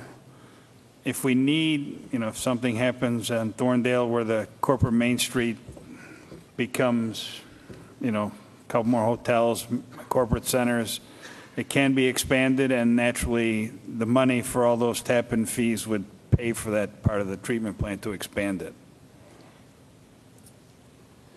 For the Park District, how will Salt Creek Golf Course and Top Golf be affected by the Elgin O'Hare Expressway? Do you get a higher bounty if you hit something on a toll road versus a regular road? Well, based on the drawings and renderings, very minimally, I know that probably the most concerning thing that we have is access with the intersection there and the turn lanes. But from a physical standpoint, the property, there is a little bit of acquisition, but it's minor and mostly in like right-of-way areas that wouldn't affect us. But we are looking at a access road entrance off of Thorndale and working with the city and the Tollway Authority to see that happen. For the fire district, and this may be one you can't answer, I'm not sure. Why such a large change in staff over the last couple of years? I'm sorry? Why such a large change in staff over the last couple of years? I can't answer that. Maybe the chief can, but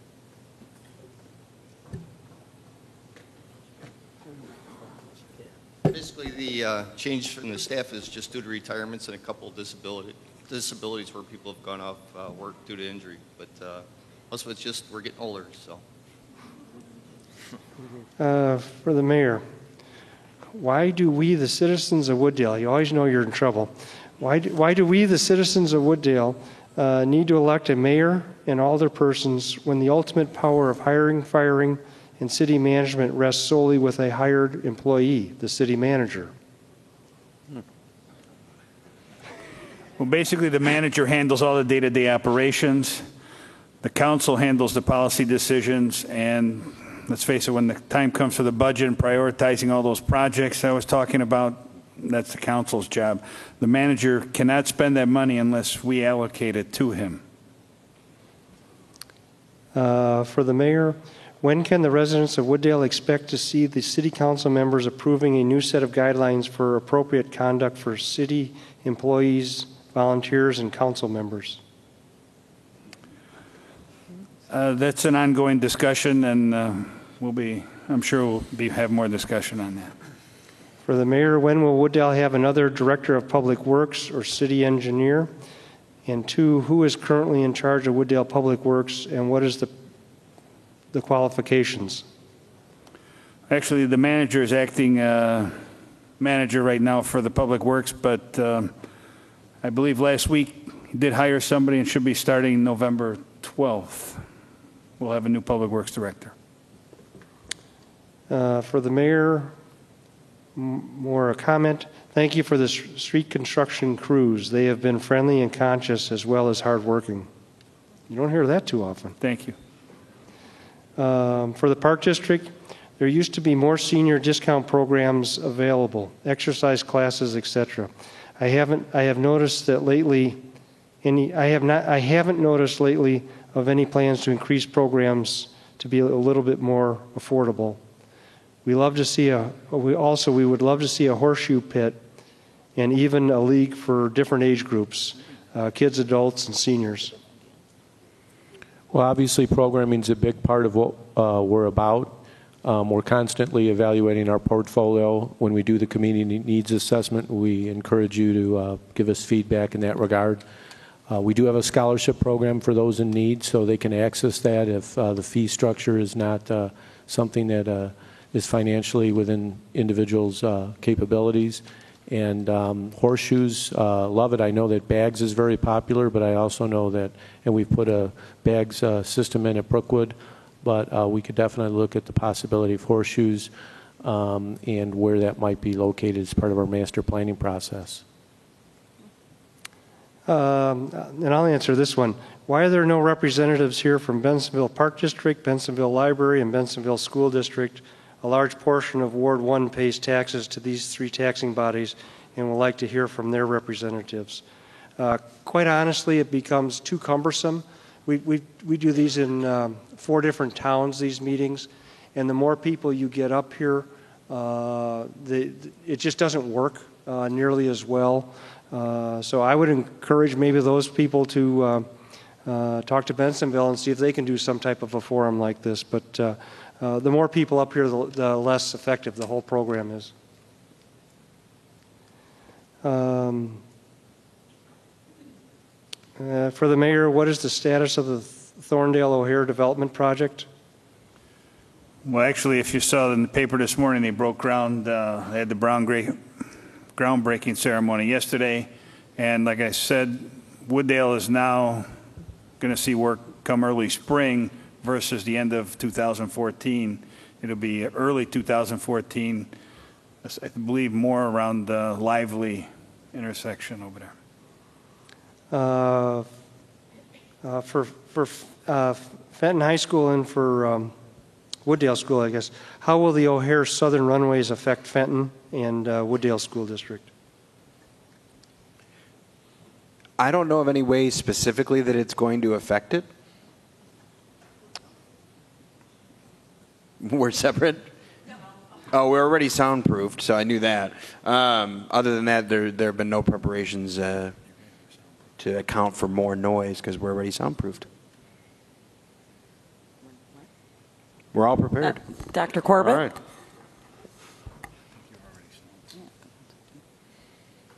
Ditto.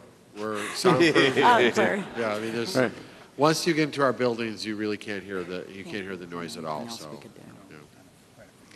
For the mayor, heard that video poker dollars might be used to cover part of the water increases coming soon. If so, it is a good use of the gambling money. Again, that's another discussion that'll be coming up as far as the gambling money. I believe that's about, last month was about $6,000. I think the month before was like $4,000. But those discussions will be coming up, and the council's going to have to really step it up. For the mayor, watching city meetings, are there rules to make attendance mandatory for those on the board? No, there's no rules for that. I'm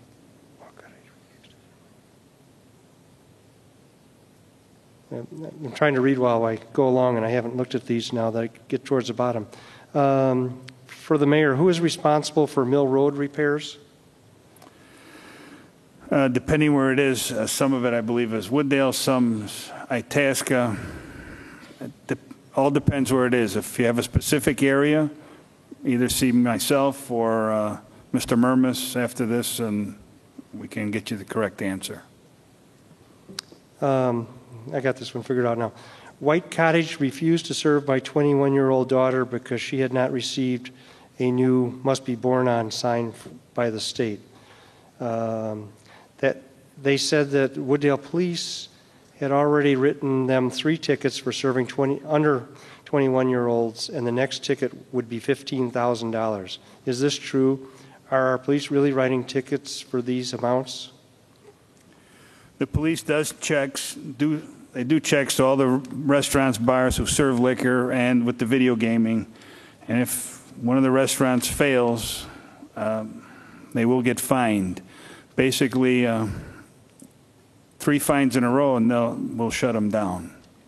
So we take that serious. For the mayor, and I think you've already talked about this, When are the homes on the south side of Irving Park Road in Ward 1 going to be soundproofed? I wish soon, because my house is on the south side, but that's not happening, unfortunately. That looks like your typewriter. Oh. Again, we are doing the best we can, and please call. For the mayor, I see a lot of Wooddale vehicles without vehicle stickers. How is this being addressed? Chief, you want to take this one? I guess as code enforcement. Absolutely. I know part of this starts at the finance department too, with they use an outside company to send notices to all vehicles that are registered in Wooddale. A couple real short parts to this. Number one, if a vehicle is not registered to Wooddale, even if it's being parked in Wooddale, we have no enforcement authority. Number two, we do active enforcement all the time. We give Wooddale residents, once the end of the period expires and they have to buy the new one, we do give them a 30-day grace period before we start writing citations. We think everyone gets busy in their lives and they need some time to get that sometimes. So we do give somewhat of a grace period.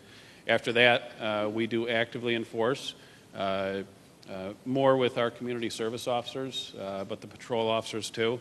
The one thing we don't do is we don't walk onto people's driveways and check that out. We've made a decision long ago that that's not how we want to handle our policing matters, but we do actually have a pretty high compliance rate, and I believe we're at a spot that we have more people buying city stickers than ever have before. So do our best with enforcement, but people have to do their part too.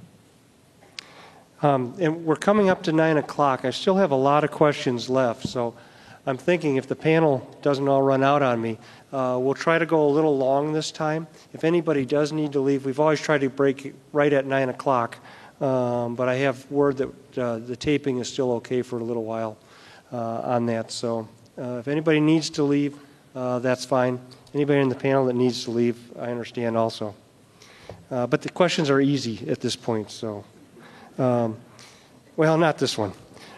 To the mayor, how will you control speeding on residential streets?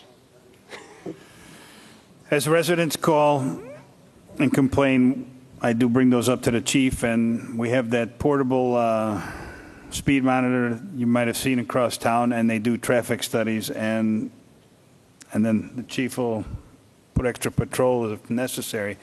You want to answer that, Chief, on how you follow up? Sure. We get a number of spots that through community meetings or someone calling in or contacting their elected officials, there's certain spots in town we know are a target for speeders. There's certain spots in town that kind of evolve over time as target for speeders. So what we'll do is we just finished a traffic study up on Edgewood with counters in the ground to get a true and accurate picture of what the speeding problem is. Sometimes perception isn't really what it is. Sometimes the perception is dead on, and we have a real speeding problem there. So based on that, what we do is we have a number of spots throughout town that we'll pick a traffic detail of the week, and that's given out to our officers, and they'll change up enforcement, and you might have a Robin Lane enforcement at some point. They have many spots that they do throughout town on a regular basis, but we try and highlight them on a rotating basis too. So westbound Foster, approaching the Park District Center. School zones, huge priority for us. We're out there probably 99% of the days, sometimes call volume or things are happening that we can't be. Tolerances there are very minimal, and we try and be active out there. So it's kind of a comprehensive program, and along with that goes the education that he talked about with the speed control sign. And we're actually looking at additional program, to highlight with some other electronic signs that we're going to seek in the budget process to kind of help with everything. That's our biggest complaint around here is traffic speeding, so we're aware of it. If I can interject real quick on that. As a resident of Wooddale and the father of a 5-year-old, I've become keenly aware now of speeders on my block, and I've reached out to the police department, and they've been very, very helpful. But what one officer said to me once, and I did it, what he told me, was to have somebody get in the car, go 20 miles an hour, and you stand and you watch them while they're going 20 miles an hour, and they look like they're going surprisingly fast. And they were. So I have stopped yelling at drivers when I'm getting my mail, and I appreciate the police officers' help. For the mayor, and I believe they mean the Elgin O'Hare road expansion. Traffic concerns with construction, semi-trailer trucks, what's going to happen at Wooddale Road and Thorndale. What type of construction, how will that affect things? As the traffic patterns, like I said earlier, traffic patterns change. We will have notices, and like the manager said about our new website, hopefully it'll be a lot easier to navigate. But they are working on the frontage roads, and that's one of the reasons they've stepped up, I believe, working at Lively. So as they go from one section to another, they're trying to minimize those problems. We'll just have to, we're going to have to keep an eye. Once those lane closures are going to happen, the notices will be coming out. And the other part of the question is 4 and 5 day per week garage sales. That's excessive. Honestly, I'm not sure. I thought they have to get a permit for that, so as long as they got the permit. This is addressed to the fire department. Open burning is very prevalent. Is there any way to monitor electronically from the air? I'm not sure, Chief. You want to tackle that one?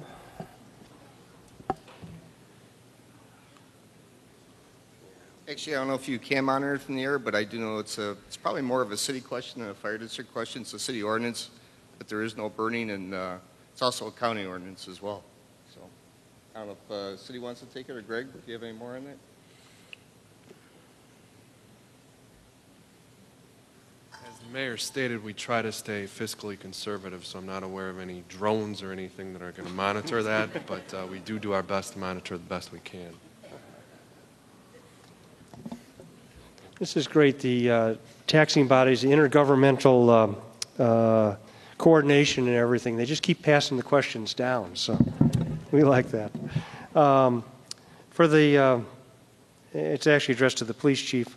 For the mayor, where do the most accidents occur in Wooddale, and what is the main reason for the accidents? Is it DUIs? Is it Chief, whatever? Actually, our main busiest intersections, Wooddale and Thorndale, Wooddale and Irving. Frequently, one of the biggest problems we have is people traveling too fast for conditions. And what happens with that is we get a lot of rear end collisions. I would say followed closely by turning, cars turning in front of other vehicles. The amount of people that are involved, that are DUI, that are involved in traffic accidents in Wooddale is actually about half of the national percentage, and I don't know the exact number, but we do have, as far as DUI crashes, but we do have about 300 to 350 traffic accidents per year that are not private property issues. So, yeah, usually it's the rear ending and followed closely by the turning in front of, and it's at the intersections with the most traffic. For the mayor, and I'll just read this as a comment because you've addressed this many times. Mayors of towns bordering the O'Hare area are complaining about noise that we, Wooddale, are experiencing with the new runways. We are getting an unreasonable amount of our fair share. Our friends in Elmhurst and Addison are not experiencing this. Can anything be done to reduce this noise from 6 a.m. to 1 a.m.? Maybe that's 1 a.m. to 6 a.m., but... so, and I know you've already talked about the time limits there. Will there be I assume this is going to the mayor, but I'm not sure. Will there be a rescheduled blood drive since the recent drive last Monday was canceled? Jeff? We're going to get you a lapel mic. I wish I got an elliptical machine question. Like, that. I honestly don't know the answer to that. I assume it would be rescheduled. All right, thank you. For the mayor, what is the plan for the land at the southeast corner of Wooddale Road and Thorndale Avenue? Southeast corner? Yeah, that'd be the old farm. Right, the southeast corner. That's No, part of. That's northeast. No, that's southeast. Southeast. That's part of the corporate Main Street plan. That actually right now we have truck lot there. But that's going to be our corporate Main Street. For the Park District, why can't the pool be open till the end of August? Excellent question. One of the challenges is part of our safety protocols to make sure that we have guards. And obviously, schools are starting a lot earlier than they did when I was younger, because I remember pools being open through Labor Day when I grew up. But we rely on our guards. We can explore that. Plus, we also know that the attendance drops significantly, and so from a cost factor to keep the pool open, is a loss leader at that point in the season. We are going to be starting our budget process soon, and we'll definitely be having discussions with the board about that in terms of what the right recipe is to meet the needs and serve the community, but also make sure we can have safe operations and obviously put ourselves in the best fiscal situation with our pool.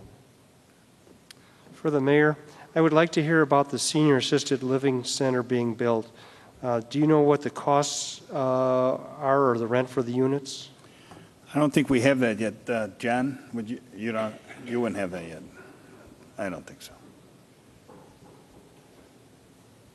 We don't have those costs yet, and just to clarify, the building is going to be a couple of floors of assisted living and then a couple of floors of the memory care, and so it will be a mixed-use building. They anticipate construction to take about a year, so I would say check back. It is a private company that's going to be running that site, so it's not going to be a state-owned facility or anything like that. So we'll try and keep you posted when we get that information. We can try and put some contact information on the website. For the Park District, we love the park facilities. Keep up the good work. For the mayor, how do we rationalize going from one of the most dangerous crossing guards in the state to considering bypassing a very low-cost safety practice, i.e. train whistles? Oh, we're talking about, they might be talking about the quiet zone. The quiet zone, I think, is what it's referring to. Well, we've had quite a outcry from a lot of residents from both sides of Wooddale Road. As far as the trains, they're supposed to blow the whistle 3 times, and sometimes, I'm sure, depending where you live, even if you're a few blocks away, you can hear them laying on those horns. That's why we're looking into it right now. For the library, with all the technology, do you foresee books being a thing of the past? If yes, how long before that happens? I certainly don't. Yvonne can answer it more, but as a book fanatic, I like having something to hold on to. So while bookstores are getting slimmer and harder to find, until I pass away, there's going to be at least somebody reading hard books. Mark is taking advantage of all the book sales going on. Yes. He's one of our most avid readers. I will tell you that it's an interesting time, and I'm sure, when you talk about a book, in years past, a long, long time ago, it used to be in scrolls, then they got the printing press, then you got bound books, and now we have the age of ebooks. It's hard to tell what the future holds, but what I can tell you is that ebooks are another dimension in reading. It shows that people read a book or an ebook depending upon their situation and where they are. It's the newest form of mobile access to information that is not a paperback book, which when paperback books came out, that was the big, now you've got a mobile book. So it's very hard. I don't have a crystal ball, but I can tell you reading is reading. And you're always going to need the information literacy skills to learn how to read, whether it's off a cereal box, whether it's learning your ABCs and 1, 2, 3s so you can write a check to someone and sign your name, to actually reading your email off the computer screen, or lo and behold, a print book. So it's hard to predict what the future will hold, but I can tell you reading is going to be around for a very, very, very long time, and we just need to change and adapt to that with our literacy information programming and our information delivery. So, For the mayor, if you have a tree or trees removed due to the EAB disease, will your trees be replaced, and how long before that happens? we do have a tree replacement program. The problem is, once a tree is taken out, I was told that the new tree does not go right into that same spot. It has to be moved over. Jeff, you want to add further to that? Go ahead. The mayor's correct. We are currently removing ash trees on a worst to first basis. If you do have a tree removed in the parkway, there's not a guarantee there would be another tree replaced. The city has arborists on staff. We practice best arborist procedures. You'd be notified if you'll get a tree or not. 100% of the time where the tree comes out, it's going to be a different spot, obviously, where it goes in. So if you have any questions, call the City Public Works Department, or you can call my office, and we'll give you some details on the tree in your parkway. For School District 7, what tangible and concrete actions have been taken to control and reduce School District 7's costs?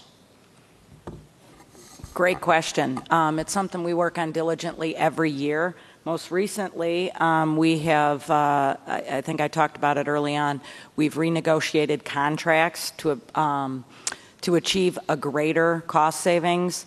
We have leased our technology equipment, which is far cheaper and self-sustaining to maintaining our technology.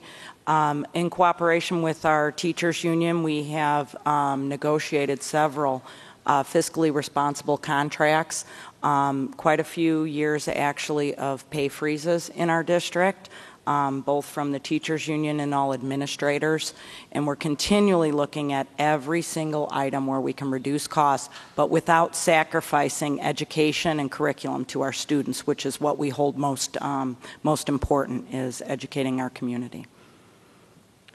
If you need more specifics on that, please feel free to contact our district office. We'd be happy to go through that with you.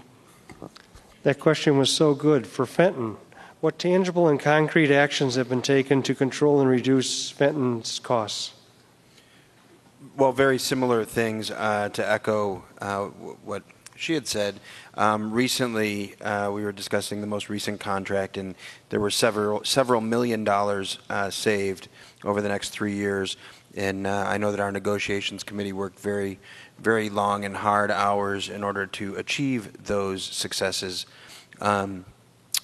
Constantly, our board is discussing ways that we can do things that can be more cost-effective for the taxpayer and for the community. But like my colleague said, without taking away the programs that we want to provide for our kids and the different programs that we want to provide for our kids.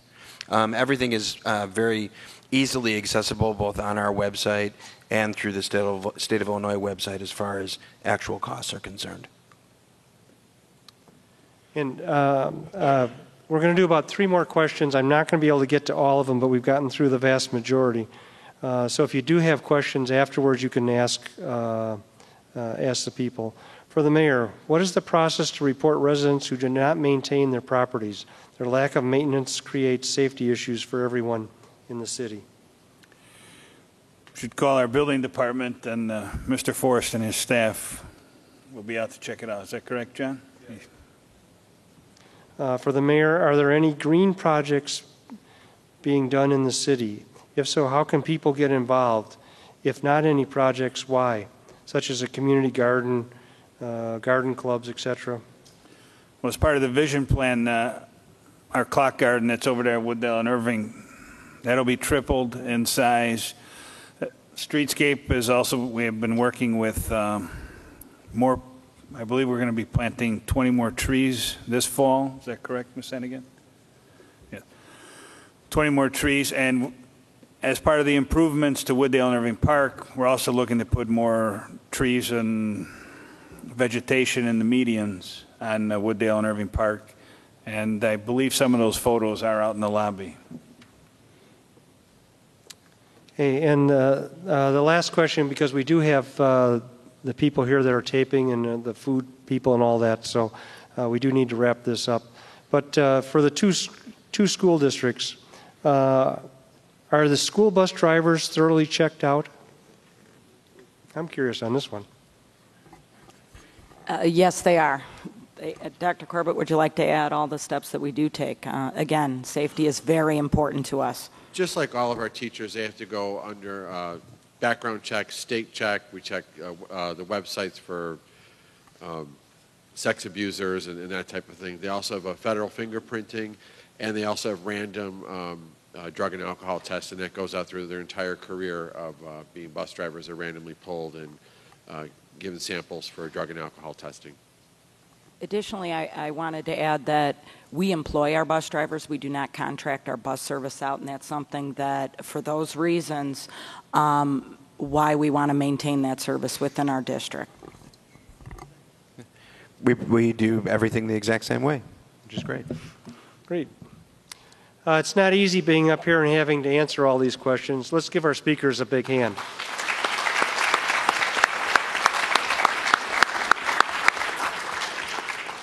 And no, they are not paid overtime tonight. We'd also like to thank you, the audience, for your participation in the Shape of Wooddale Town meeting. Without you, this meeting would not happen. We look forward to hosting this program again next year. Please watch Channel 19 for broadcasting of this evening, and you can also watch the City of Wooddale channel where we'll try to put it on. Please help yourself to coffee and cookies. Thank you, and good night. See you next year.